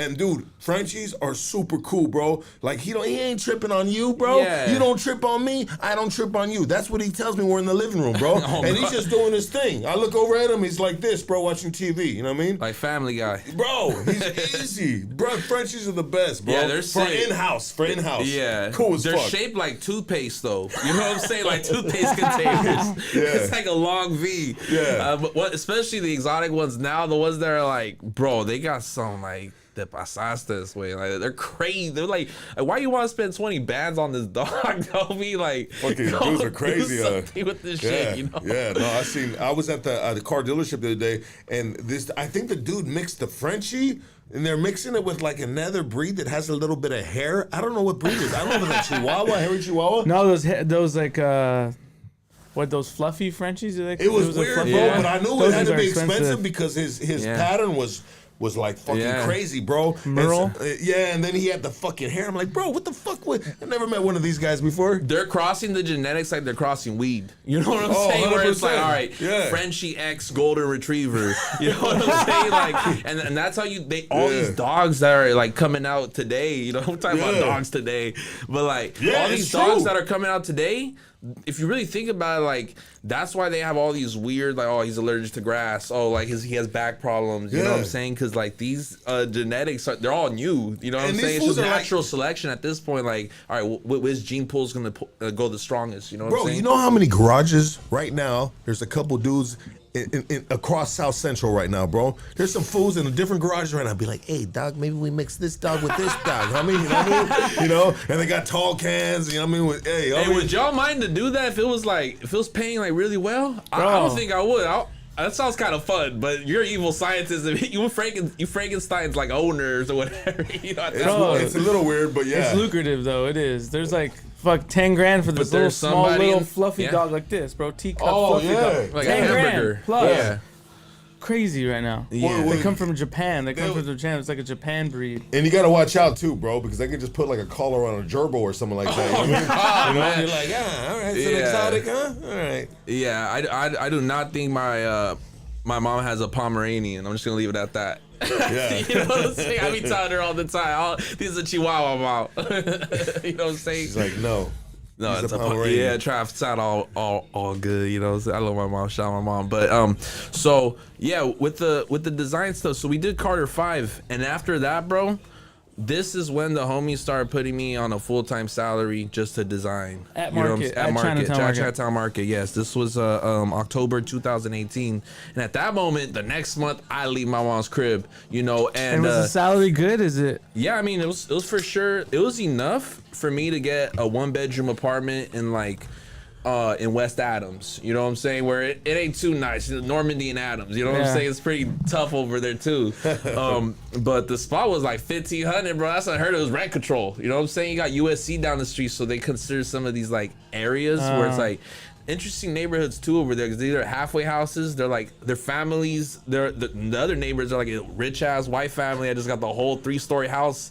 These South Central houses are long, bro. For some reason, them backyards just go all the way to the end. Those historic ones. Yeah, exactly. We're in the historic district. Anyways, you know, I get put on pretty much an opportunity to do this full time. And I immediately take it. And like I said, Mexican parents are the last people that are going to believe in your dream. You got to accept that. That's what's going to stop like 30% of the viewership, right? From ever doing this shit. Yeah. The fact that your mom's going to smack you, they're going to laugh at your ass. Go make me a graphic then, mijo. You know what I'm saying? Like, yeah, go do one. There's nothing in the refrigerator. Go make me a graphic. Yeah, you know what I'm saying? Like, yeah, let's see what that does right there, you know? And I was at a point, you know, where like my older brother was like checking me and telling me like, bro, you're not doing shit with your life. Like, you gotta like go to either school or you gotta figure out like a full-time job. And like, you know, I was stuck. So was he tripping on your hating on your dream, or was he just trying to give you some real shit? I mean, no one in that household knew a graphic designer. You know what I'm saying? That was like, so they weren't able to be like, okay, you know what? But the homie did it. You know what I mean? So it is a positive. There's a roadmap for this. You know, this is 2015. But that is new though. We're still kind of like in a newer, like it's not common. Yeah, it's Like, definitely cool. there's not like fucking graphic designers just fucking growing out of fucking every household. And I think it's so great though, bro, because going back on some of what your story about you being in certain places at the right time, you got your laptop open, motherfuckers will see your shit and they'll be like, oh shit, I need that dog. Oh, homie, you do that? Because this dude is doing something that, everybody want to be in the limelight. They want to be the fucking, number one in front of the mic, bro. But man, these dudes are really getting paper and money, bro, behind the scenes. You know what I mean? And sometimes when you play, you don't got to play the lead position, but this side position could still be the lead position. And this was before I had like, I'm at like 115 damn near right now. This was before I had like 10K. I don't mean to sound superficial, but I'm just trying to get at the point of like, you mean bro, followers? I was hustling. Followers? Yeah, I had below 10,000 followers. Yeah. But I was still really in like 5K a month just off graphics and just That's hustling. Hard. 5K a month, bro? No one was putting, it was just, That's a union job right there. Yeah, in that community, Minus in graphic design communities, like, where's I gonna go with this tangent, BLAZZY? Come on. In graphic designer communities, bro, it's it becomes, I don't know. Anyways, don't worry about it. Yeah. Hey, check it out. 5K a month, bro. That's you're doing something. That's good work, bro. I mean, that's money to just be cool, bro. I'm with the white folks at this point, and I have that Mexican mentality where it's like, nah, okay, cool. Now I'm doing 3 graphics today for 600 each. You know what I mean? And then it's like, all these fools got, because they're like, you sure? We could give you 1,000 for this. This is our budget. You start learning about the word budget. What the fuck is that? Yeah. You feel me? Like, they never even heard that word, so I started doing business like this, So if you're doing business and someone says, did you get to a point where you're like, well, hey, how much is that going to cost me? Well, what's your budget? I mean, that's kind of weird. That's kind of sucks. Would you say so? Is that bad business? Done every single, I've done every transaction possible. Yeah. Good and bad. I've done thousands of jobs. I confidently say that, for people in the hood or people, billionaire companies, billion-dollar companies, like Nike and all that shit. So you figured it out how to place the cost of at different areas. Yeah. You know what I'm saying? You gotta know how to play your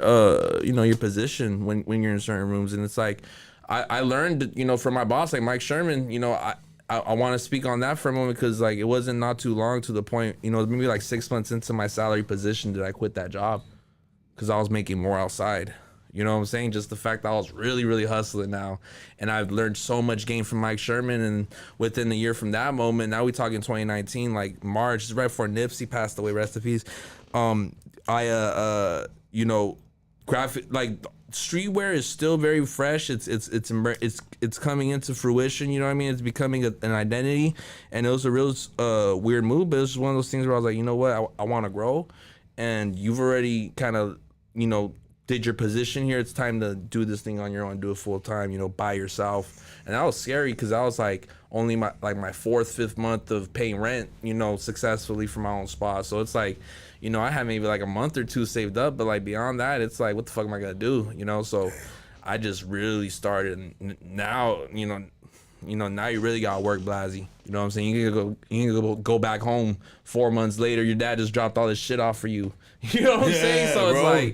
It's really, like life and death type of thing. Yeah, it really settled in at that moment. And then, from there, within a year, I got tired of just seeing all these fools make money off of my ideas, and I can't sell a Lil Wayne shirt better than Lil Wayne. No shit, you know what I mean? But I started learning. I start witnessing these success stories of all these fools from out of town, just like, yeah, BLAZZY, let me get graphic, like I mentioned before we even got here, I worked not too far from here. You know what I'm saying? I had an office where it's like fools are just starting to come in and just I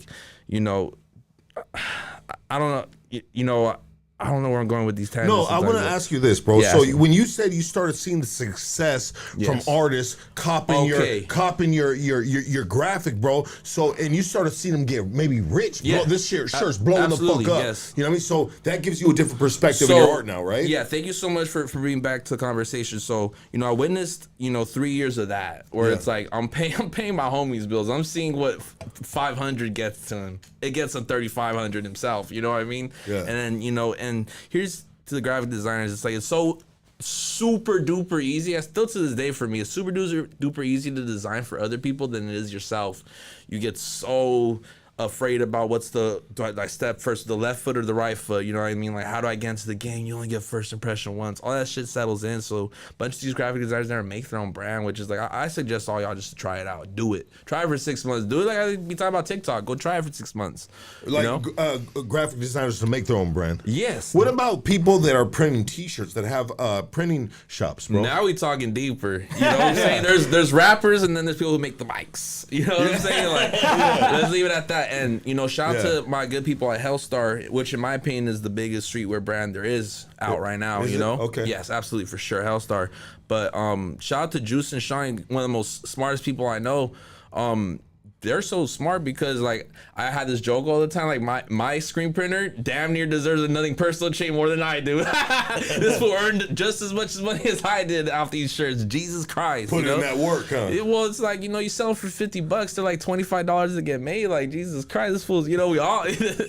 I'll see him come in a Tesla model. Right? Hey, shout out to Money Merch, man. Shout out to my dog right there, Blake. Like, bro, I didn't know we were 50-50 partners in this bitch. What the fuck? For real. Well, I signed for that shit. That shit ain't cheap, dog. You know what I mean? But that's all the things that you learn as like an emerging brand owner, and then thankfully, I mean, like once, I mean, maybe you could call it, you know, benefiting from my network, because at that point, I have all these. I know fools from Atlantic. You know, I got homies at No Jumper. You know, I know this clothing brand very well. I know these rappers. You know, ABC. You start knowing these clients personally, so they're pushing whatever you got going. You know what I mean? At that point, I probably had around like 20, maybe like 20K just off of like, oh, this fool's cold at graphics, hit him up. And that took like 5-6 years, you know.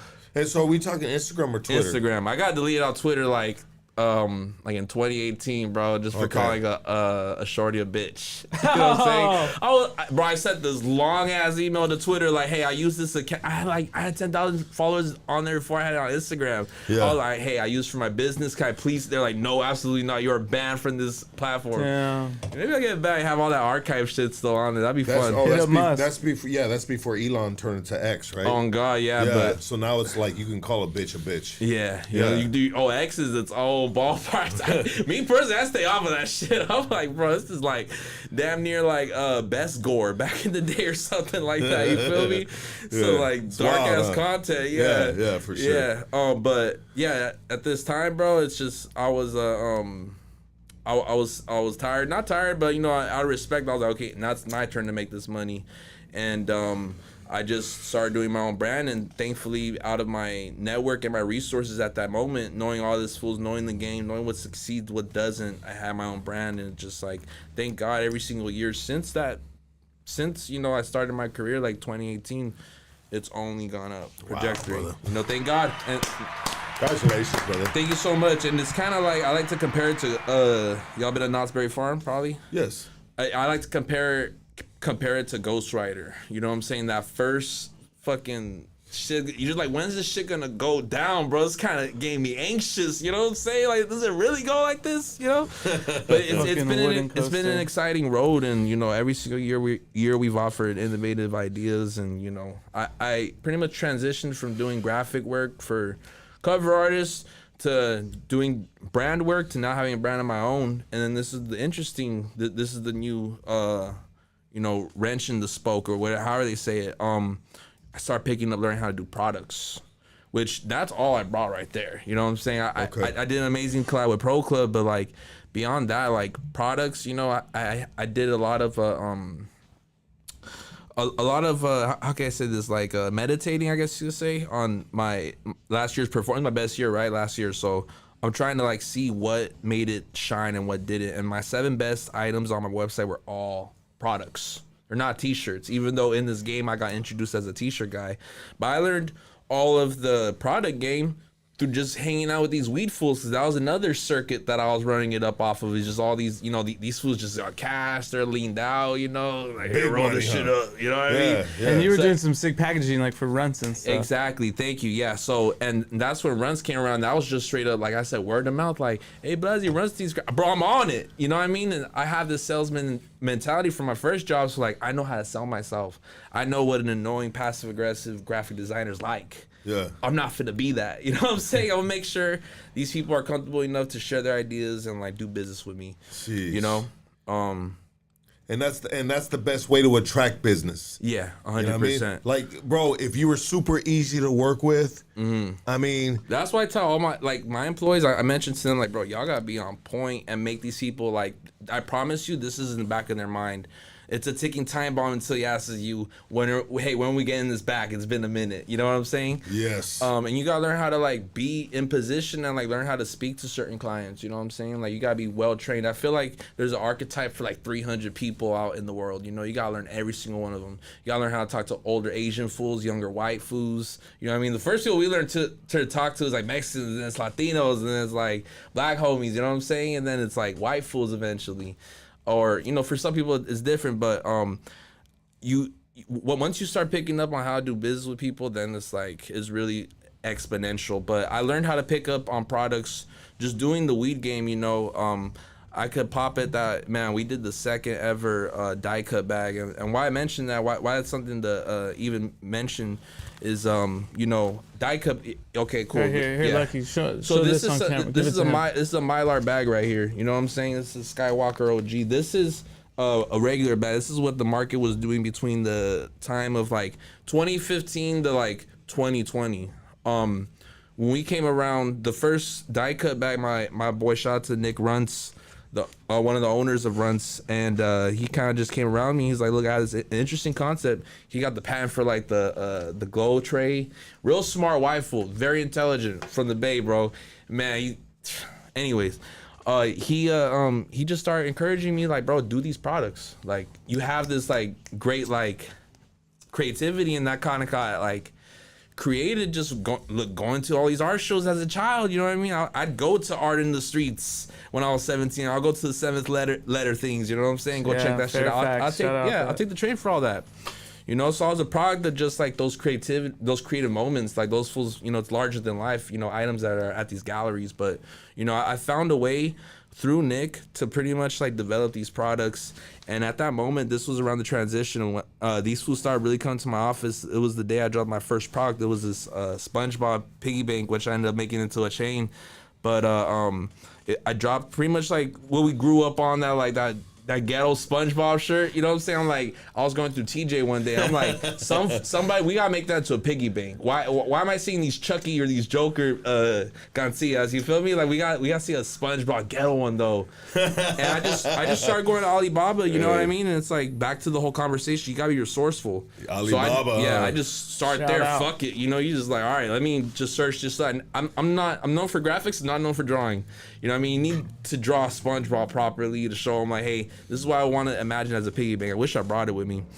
But through that moment, it's like I was able to understand production within 6 months, and then, you know, I hired somebody, just an assistant, and then they learned production, and now I run a production company with them. Wow. Yeah, you know, and we have shouts to all the weed clients, bro. They keep the lights, not the lights on. Excuse me. No, the brand is 95% of the income, but you know they still they serve purpose in our office for sure. You know what I mean? Wow. I think 100%. tell Lucky. It's a big money market, bro.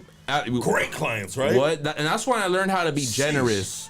Keep it 100 with you. Like, y'all know how it is. The music industry, shady. How the hell does anybody get paid? You know what I'm saying? I don't know. Some don't. No, exactly. You know what I'm saying? And with weed and clothing, you're gonna run into markets where they directly get the income as soon as it drops. So with weed fools, it's like, yeah, roll this shit up. You know what I mean? It's just casual. Oh, what you sipping there? Shit, grab a cup. You know what I mean? Like, they're just hella cool and generous. Then they're just bringing pizzas to the office, and then you start doing that for your team. You know what I mean? You start learning how to like really show generosity. You know? Yeah.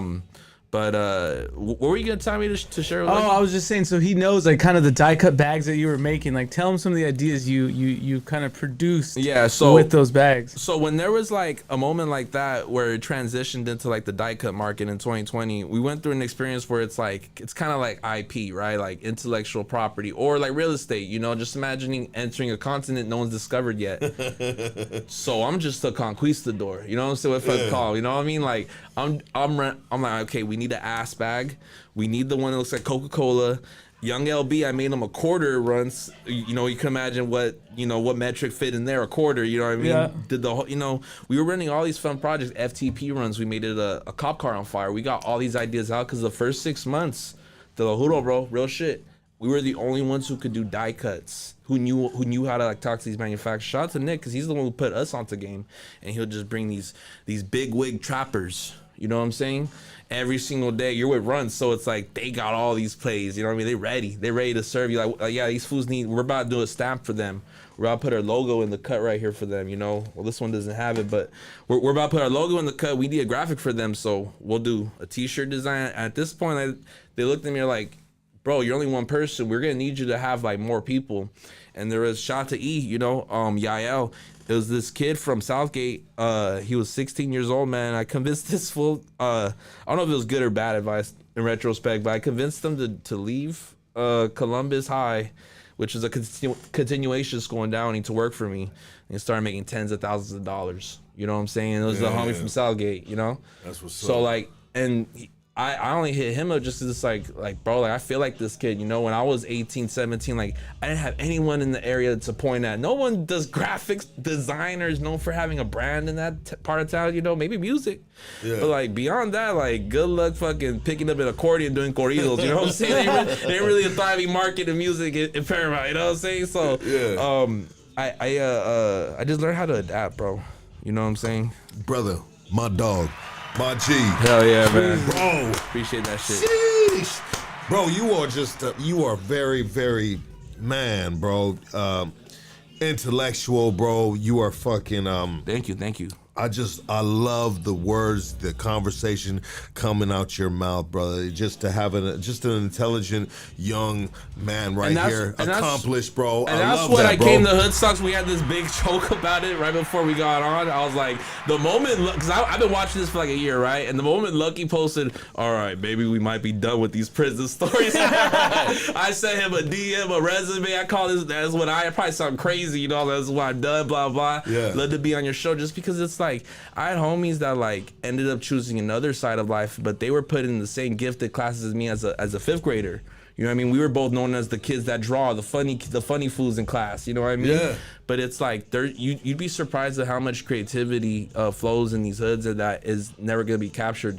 But as long as you're able to give somebody a face where it's like, I kind of recognize it, like this reminds me of my cousin, or like, you know what I'm saying, reminds me of someone I grew up with, like I could resonate with that as a roadmap, then that's what does it for me in 2025. The money doesn't, like, you know how it is, the money has more stress than pleasure at this point, you know what I'm saying? More money, more problems, right, Jay-Z? Like I get true pleasure and happiness out of helping people out and creating these success stories. I want to shout out to my homie Edgar, one of my designers. Hit me up, he was doing like a regular, like out of college, like job, like entry level job. And he started tufting rugs just to like figure this shit out. Within 6 months, he was doing graphics for all of us. You know what I mean? The whole runs gang, like he was assimilated. And I don't mean to put his business out there, but he comes from a humble house too, where it's like one apartment where it's like, all family. He's in his 20s. This fool's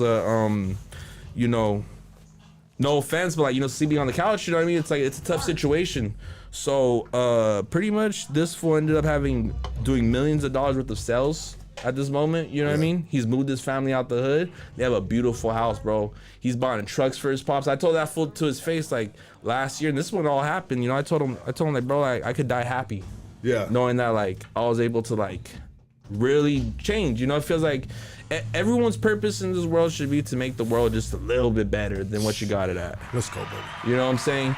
For some people, maybe some people's passion is, making food. Other people, it's like making products, I found my avenue doing that. But, if I could show some kid who grew up in a similar situation where like nobody in the family is a graphic designer, they're all fucking cocineros and shit like that. You know what I mean? Like they don't have no like background in laptops. If I could show them they could do it, like that's all that matters to me.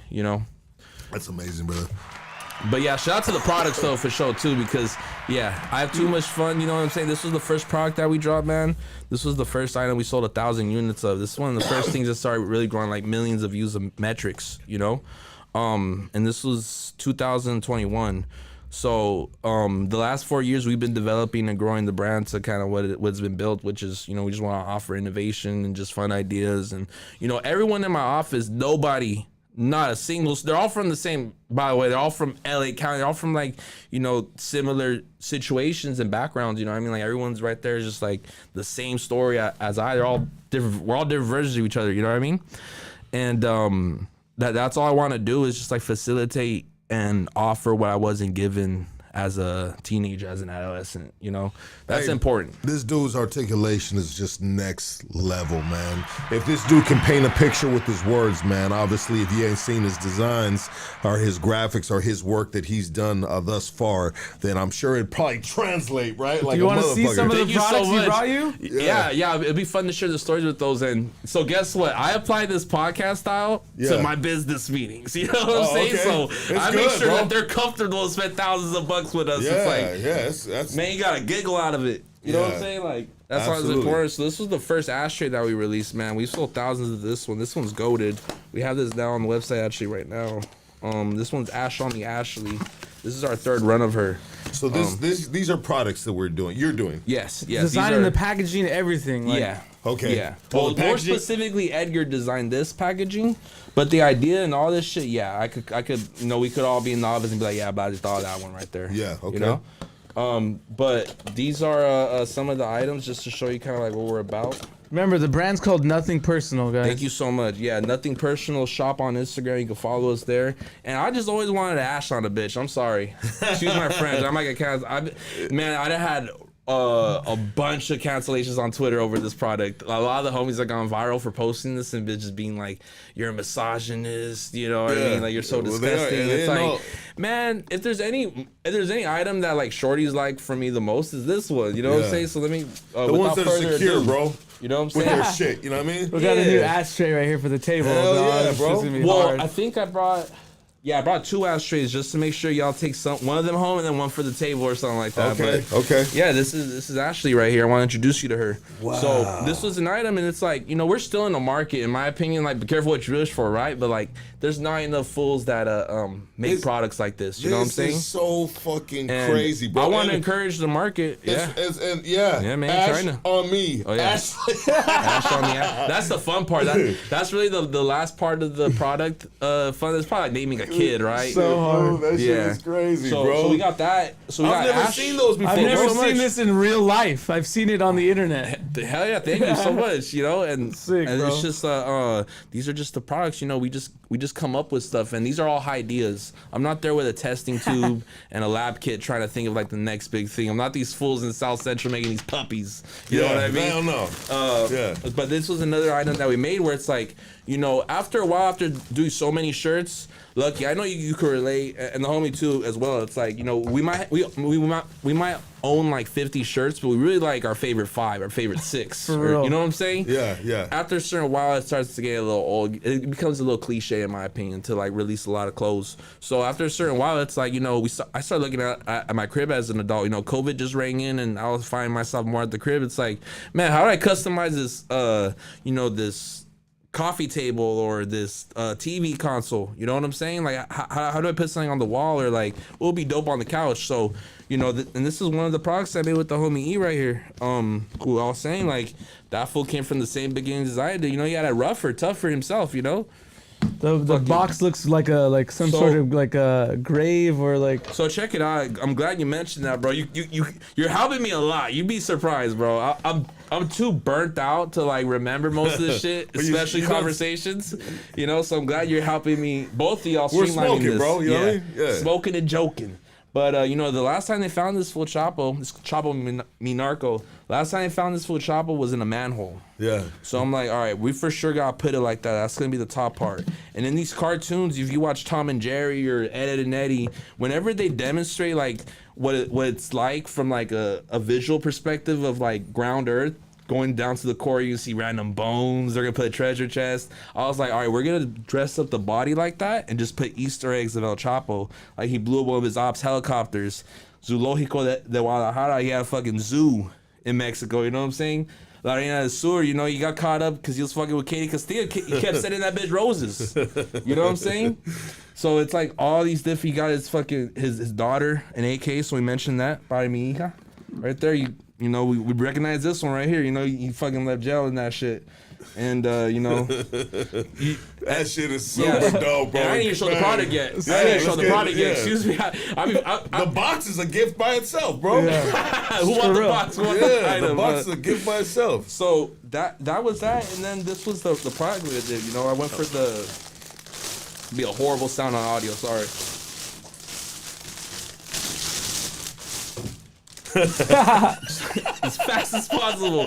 But yeah, Chapo Mi Narco right here. We had this fool in the classic fit that he gave the interview with what's that fool's I tell my it's some poppin' director or actor that did an interview with El Chapo for Rolling Stones in 2016.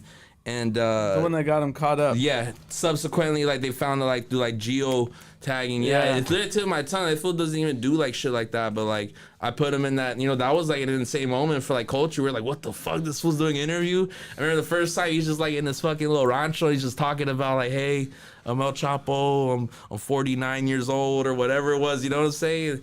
But Sean Penn, yeah, thank you, Sean Penn, thank you, yeah. So Sean Penn interviewed him, but like, you know, we had to put him in that right fit because this fit went viral at the time. This was maybe like 2016 when he gave the interview, and people were like, this shirt like sold out. Like it was just some shirt that you're able to get like from fucking Santee Alley and shit like that. You know what I'm saying? Some paisa shirt. Yeah. But you know, we had to get the homie right. You know what I mean? Had to bring Chapo Mi Narco. So there's that one and right there. And that's in the Baby Milo style cartoon drawing. Yeah, aesthetic, exactly. Yeah. The first one was Nigo My Migo. Yeah. So Nigo is the designer of bait, but we're like, all right, let's honor him and let's make a product about him. Nigo My Migo. I'm telling you, Ash on Me Ashley, Chapo Mi Narco, it gotta have a fire name, my boy. Yeah, hell yeah, fool.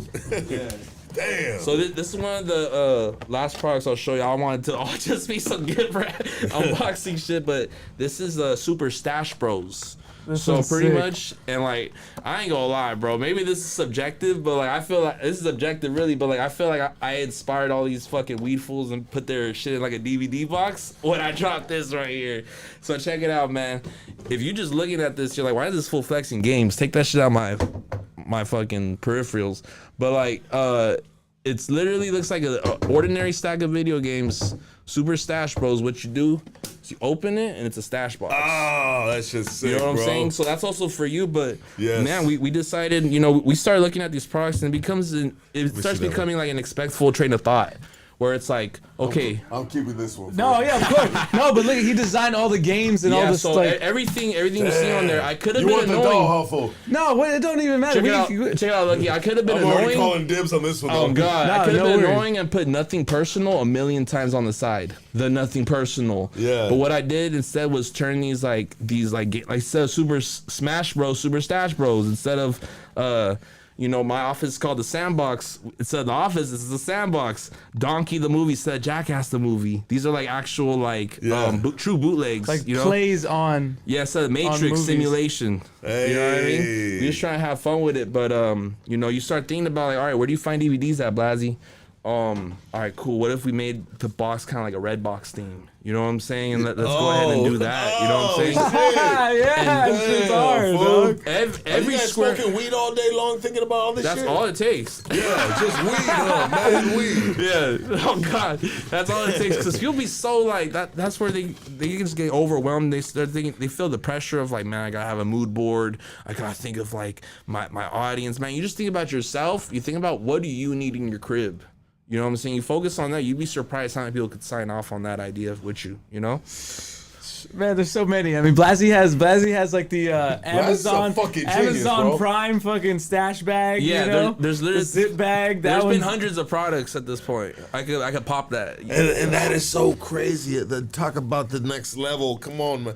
I guess when, in retrospect, like putting a design on a T-shirt is just the rudimentary part of creativity, doing right? all this shit, yeah. And then you just like, I ain't putting those shirts in. Like you still do them, you getting the money, but man, this is next level. level, bro. And this is fun. And it's just like multiple, like to come up with all of this, bro. Yeah. To just play, off of real movies. You know what I mean? It's nuts, bro. It's heavy lifting as a graphic designer to do that much artwork, especially to commission. There was maybe like 6 hands. It felt like a movie who like touched this product. You know what I'm saying? And then the red box, bro. Yeah. Come on, man. And I like how you had it too. Like it was conscious of us to be like, all right, we gotta make sure it stands and it's not fucking all like chunty and like kind of like you know what I'm saying? Just like symmetrical. It's awkward. You know? Exactly. It sits symmetrical, but it looks like if the cops are rummaging through your shit, like, it's some fucking, because there was one sticking out. So he must have played that video game last.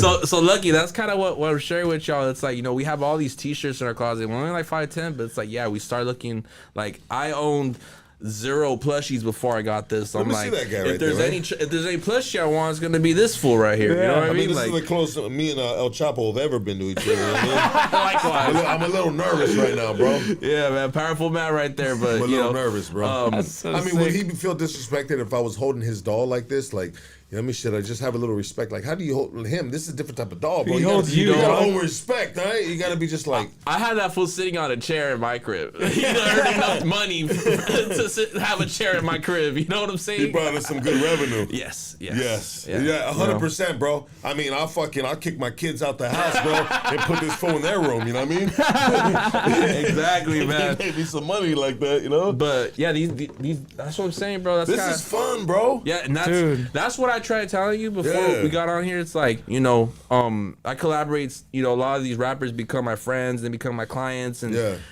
they come to my office and then it clicks for them. Yeah. Like, oh, what? Okay, cool. This is all you just gotta be creative. Yeah. Oh, you gotta have an idea. That's it. Like, my best ideas come from us smoking a blunt and being like, that should be an ashtray right there, if anything. And is that why you called it a high idea right now? Yeah. You didn't say idea. You said idea. Yeah, I mean, I don't use it as necessarily a crutch. But you did hear me. I did hear you correctly. Yeah. Okay, he said idea. Yes, High with H, yes. Yeah, they're all ideas. I ain't gonna lie, Let's go, baby. Like, coming from the muse. Yeah, you know what I mean? Like, whether it's like I'm high or not at that moment, I was high that week probably. You feel me? Like, instead from I just woke up from a nap. You know what I mean? And I have, as you could tell from this interview, I have horrible memory or just train of thought at times. You know what I mean? So I write everything down. So I literally have a product list of like hundreds of ideas. You know what I'm saying? Just like which one I want to pick.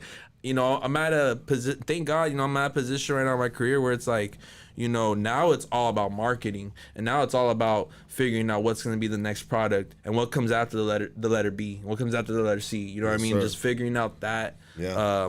That style of business. There's one thing to man, you heard that on that Kendrick album that fucking 10 years ago, when Dr. Dre dropped that I don't know why I'm saying this, but like, it's one thing to earn it, it's another thing to have it. You know what I mean? Like, it could go like this. I remember my dad just giving me an analogy, like in Spanish and shit like that. I was like, like you see how fast the water off this this car comes off as I'm driving? That's how fast the money comes in. That's how fast the money leaves. You know what I'm saying? And still to this day, that's still very. I mean, it's hefty bills running a company like this. Especially when you're working with manufacturers overseas, so you got to plan 6 months in advance, 9 months in advance. Yeah. That's why and they kind of serve as a good meter of its longevity of a product, because it's like if I could still get past this idea after being high, after spending thousands of bucks, and I could still be serious and be like, nah, this is badass, then it's time to drop it. But in those 9 months while it takes you to produce, these things take 6 months to like. The stash box took me 2 years to make. Wow, you know what I'm saying? Believe it or not, it's just a lot of heavy lifting with graphics, bro. Like, you got how many samples, man? Samples was stressful, and just figuring out like no one's ever made this. You know what I mean? And the best part too is like now there's opportunities where it's like there's I'm not gonna spill my beans too much, but there's this big company that's looking at the stash box. They're like, you have the mold for that, right? I'm like, yes. You know what I'm saying? So like, so we could just put our brand on stuff. We can just pay you for it. I'm like, yes. You know what I'm saying? So now easy. Yeah, we call Sign this dotted line. Yep. And we call that company KISS Sourcing. Keep it simple solutions. Nice. KISS. You know what I mean? And that's what we do at the office. While we're not working on our brand, because it's a lot of downtime where it's like, okay, now we're just twiddling our thumbs for this shit to fall production. It's not like a T-shirt where it's like, push come to shove, the homie can make you some shit by the end of the week. You know what I mean? If you really got him, you know. China don't work like that. They go fuck up everything, and what you gonna do? Go over there, go hire a lawyer? You know what I mean? Like, China is so hard to work with. I've been working with it for like, I've sent I probably sent 1 million over there at this point. You know what I mean? So I'm not even kidding. So it's just, you know, being the fact that they're so far, and there's kind of like a big gap within the communication. Yeah, I mean, no, they understand how the fact that like America's full of capitalism and there's entrepreneurs, so it's a bunch of people who aren't privy on this business. They're learning it for the first time. They're going on these websites like Alibaba, and it's like they're trying shit out. They're scammers, you know. But Alibaba kind of like they do a good job of like weaving out those bad apples, you know. By so it's kind of like Yelp, yeah, you know, go where with it's like, verified businesses. Yeah, only. they'll show you like photos of the factory, you know what I'm saying? Like they'll show you the employees, all 50 of them and shit. Like make sure there's no kids there, you know what I mean? Yeah. I told the homie yesterday, I'm like, we were watching a movie called A Day Without a Mexican, which is a funny movie. If y'all want to laugh for a bit, laugh at yourselves. It's a funny ass movie. But anyways, in the scene, there's like a child labor scene. And I'm like, bro, what's the youngest age you think someone is like, you know, worked on our products? And it's like, bro, it's like, it's harsh standards. But the truth is like to and this kind of like starts from the very first part of this podcast, talking about like what Trump's doing with the immigration. It's like that's affecting my business as well with China, you know, because I'm getting these products done. To make something like this, it will transform from being the cost, something equivalent to maybe a hoodie, to make a hoodie out here in Anaheim or some shit like that, to versus making a something in the United States. This will cost me like maybe like $90. You know what I mean? I'm trying to sell them for $100. Like, where's the money in that? You know? Yeah. So and with the tariffs coming. Yeah, and I'm a small fish in the grand scheme of things. You know what I'm saying? There's people like Apple or Samsung or Sony who gotta worry about that. They're making all their TVs. They're doing hundreds of millions, maybe $1 billion in sales. You know what I mean? So it's like me, I can navigate and I could charge an extra $10. No one gets hurt. You know what I mean? Y'all earned an extra $10 recently, motherfuckers. You know what I mean? Like y'all could do it. You know what I mean? Yeah. But it's like still gonna beat the prices. Yeah, but in China it's very competitive. You know, they built that country. I don't mean to get deep and like get all tinfoil on y'all, but like they built that country on communism, where you know this is just the way of life. They just want to run it up, and you know I think you're only able to own property in Hong Kong, or it's the opposite. You're not able to own property in Hong Kong, one of the two. But it's very hard place to live at, and you know we benefit as Americans from that, you know. But they understand it. China understands it though. They got full understanding of what they're doing, especially all the shit that they do like in Africa. They buy up all the land. You know, like I say, you can't buy land in China. You know what I mean? So that's that big skyscraper in downtown that's all tagged up. It was from Chinese developers, and they abandoned that project. You know what I mean? But it's like there's so many money plays for them outside of the country than there is versus inside. So yeah, they have a lot of exports. You think about like the United States' biggest exports, in my opinion, it's like entertainment. You know what I'm saying? Like we're fighting now with like the Mexican tariffs and the Canadian tariffs, like where we're getting our water from, or like damn, all this produce really do come from Mexico. You know what I'm saying? Like the dairy market apparently is like big in Canada. You know, but it's, you know, I don't know. I rock with every country. I think the encouragement is in regards to certain things that are happening that Trump's implementing within neighboring countries. I think his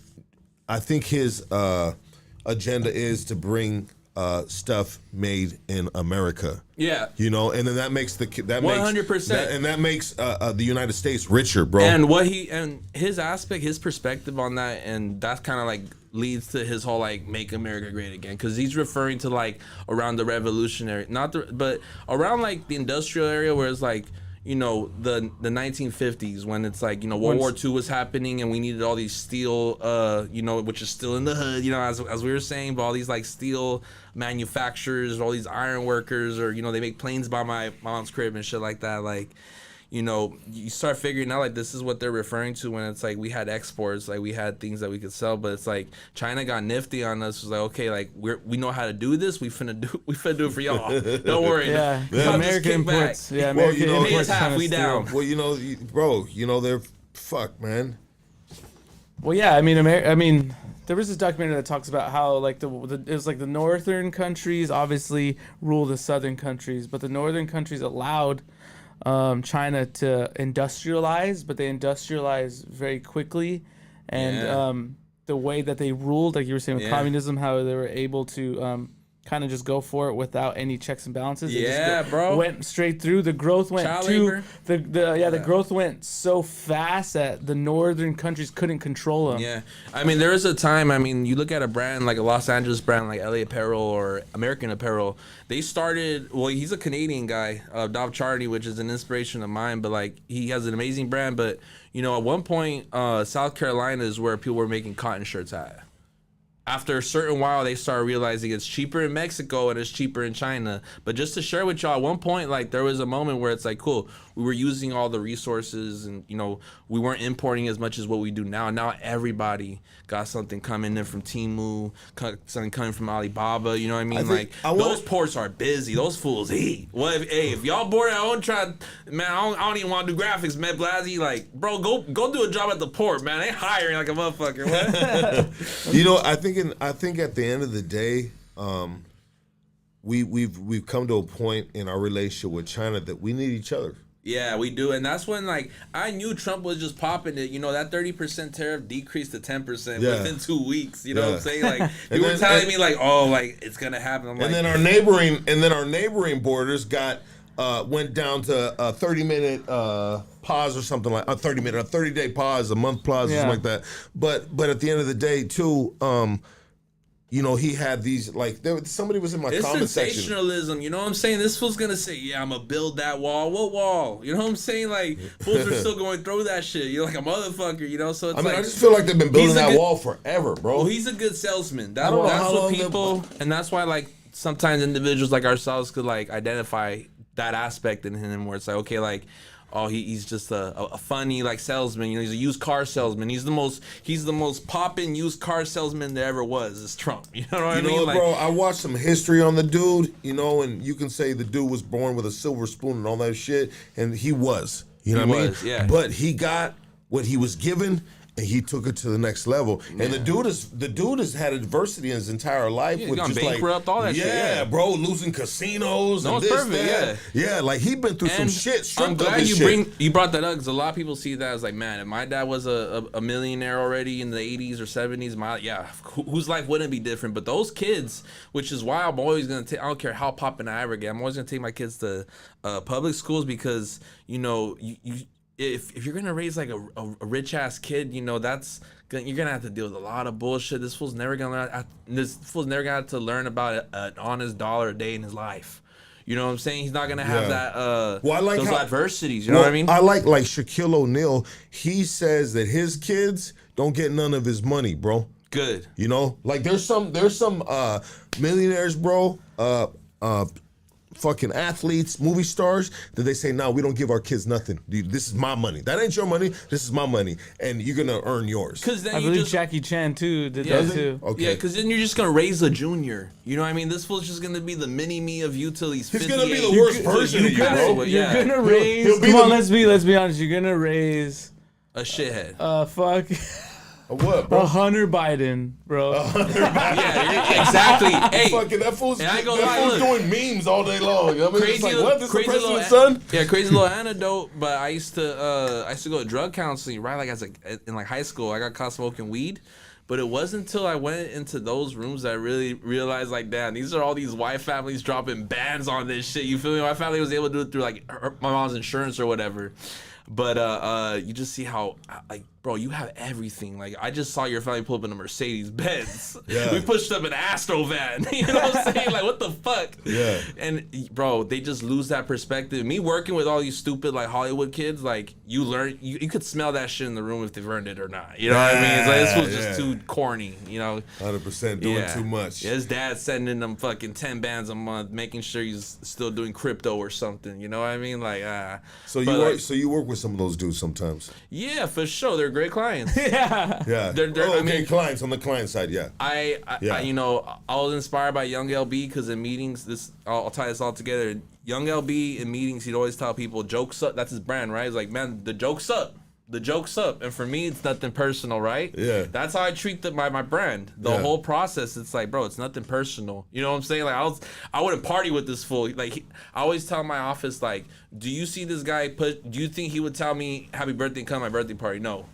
He's here, you know what I mean, for business, and it's totally fine. We could accept that. People 100%. who can't like latch, they can't get away from that idea. You know, they're just latched onto it as far as like, no, every person I do business with, I have to know their mom, I have to know their cousin's address. You know, it's like, think about how many transactional business happens with like plumbers, with all types of shit. You know what I mean? It's like you're just offering a service, you're offering a product. Or in my case, I'm offering creativity. You don't have to be aligned with this fool's ideas and everything. You know, Andrew Callahan, Channel 5, they just dropped a movie called Dear Kelly. I was able to be one of the co-directors on that. Wow, and nice. you know, my job was pretty much just to design a set of like these white fools from like Huntington Beach that have these like, they call them four bangers. It's a weird thing. I'm telling you, fool, it's different cultures out here is a trip. Yeah. But it's, you know, it's just these like super proud boy like Trump motherfuckers that are just kind of like weird, and like Kobe Bryant was assassinated by the Clinton, like these people. We did a documentary about him, but like that's totally outside of like my zone or like what my interests are. But it's like, you should always be there for creative challenge. When that shit calls you, you know, don't be too stressed out on like the idea of it. You know, just be there and have some fun and get some bread. You know what I'm saying? Sheesh. You know what? I think that's a good way, brother, for us to end this. Go watch Dear episode. Kelly. You know what I mean? This has been great, brother. Yeah. I have thoroughly enjoyed your presence and your conversation and your inspiring story. Everybody give it for BLAZZY, man. How can people support you, brother? You know what I mean? Instagram, everything. Give all your plugs. So you can follow me on Instagram at BLAZZYs. I couldn't get just BLAZZY without the S, but it's BLAZZYs. BLAZZYs. You can follow my brand, Nothing Personal Shop, on Instagram, Nothing Personal Shop. It's in my bio. Just follow the BLAZZY account. Over there, you can see a link for my website where some of these products still exist. You know what I mean? And we're still throwing them. You know what I mean? So, you know, I just want to end out with this closing thought. You know, it's like, if you're out there, you know, in the world and you're not able to relate to anybody like successful or like anybody that's doing that shit, bro, just know like there's literally a way out if you just try this shit. If you put one foot in front of the other. But like, I told myself I was gonna do this shit every single day until it just didn't make sense. And you know, luckily I was able to find my career like at 24. You know, which like at that age you should already know like, am I gonna want to do this shit or not? You know, so I'm thankful I found that shit at an early age, you know, arguably. And I want to leave the viewers with just that reminder of they could do it too. And you know, if you want to use me as a blueprint, please. If you want fucking mental me pecho or so, you know what I mean? Like, if you want to make your own plushies or your own ashtrays, I encourage you. Let's make a thriving market, because like every time there's a new brand that comes out, they're gonna show people my shit like, oh, shit like BLAZZY. So they're still giving me fans, you know. But yeah, that's what I mean, but not just that, but also having a collab with Pro Club, bro. Yeah, we just did a big collab with Pro Club, and I want to end it with that. That's to all the warehouse shoe sale stores in the country. You know, shout out to Pro Club and WSS. They hit me up in January last year, and like when you hear these things, you know, y'all hear stories like that yourselves. You know what I mean? Where it's like, oh shit, we can do this? All right, yeah, hell yeah. And then nothing ever, you know, it's like 40% of these like projects actually come to fruition. And for something like that, it's like we're designing, we did A through Z, and then finally August, they're like, okay, cool, it's dropping September. Then boom, and it's like they got exactly what they wanted. Like we got like shout out to Warehouse Shoe Sale, amazing team over there. But the truth is like their socials weren't doing like too great. You know, it's WSS, why you need to follow them. Everything got like 50 likes, 40 likes. Man, once me and Pro Club started collabing, they got what they wanted, bro. They got tens of thousands of likes, hundreds of comments. They got all the shares they needed to, you know, to get acquired or whatever's going on over there. You know what I'm saying? And they left the collab proud and happy. They sent like me a very nice email, and it's the most shirts I ever sold in my fucking life. You know what I'm saying? Like the order they put in, it's unbelievable. Sheesh. I mean, to you know, provide every single store at the Warehouse Shoe Sale, like their whole, you across the United States, across bro. the United States, that's facts. Damn. You know, whether you're in Texas, Miami, you know, LA, go, you know, anyone, the one around your corner. You know what I'm saying? That's what I'm trying to tell y'all. Like, go check it out. Fact check me. You know what I'm saying? The one on the corner. Yeah. You know what I'm saying? Absolutely. You know what, bro? Congratulations, man. Thank you so much, bro. And keep up the great work, bro. That's all I wanted to do on here was just get on here and just show kids they could do this shit, bro. If there's one kid that kind of tilted his head and be like, hold on, Let me put the blunt down. Let me hear him. That's all I needed to do. You know what I mean? If I could accomplish that, yeah, you could buy a t-shirt. That's cool. Thank you. But I just want to show people that they could do it. I hate to break the news to you, dog, but you just inspired a bunch of 40 and 50-year-olds, bro. So now you fucking there's a bunch of Theos right now being like, hey, where do I get one of those laptops at?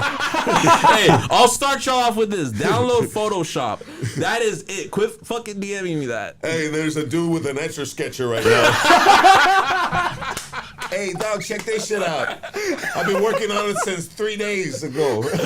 Oh God, bro. Hey, I be trying to yeah. We gonna end up being on here for too long if I just keep fucking talking. You know, bro, I just want to say this, dog. You're always welcome to come through. You are a great guest. You're a good, bro, fucking articulate, all the above. I am thoroughly impressed by you.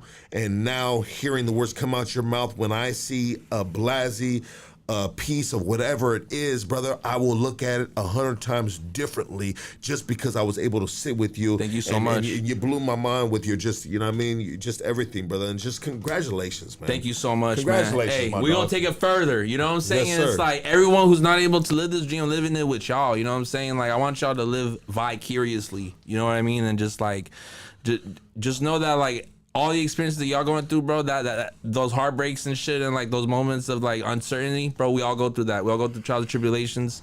Get used to it. And I want to say this right now. Right now, I just shook his hand and he fucking gave me a firm ass fucking handshake. Like, you know what I mean? So that's the only way to get passionate out of me, bro, is just talking about this shit. Like I said, money's cool, bro. It honestly creates more problems in my life than I could ever imagine. I fucking hate money. I just hate when someone gives me when a man gives me a limp handshake. And it's like, you know what I mean? It's like, what do you got, a floppy hand, bro? You need some Viagra or something, bro? You know what I mean?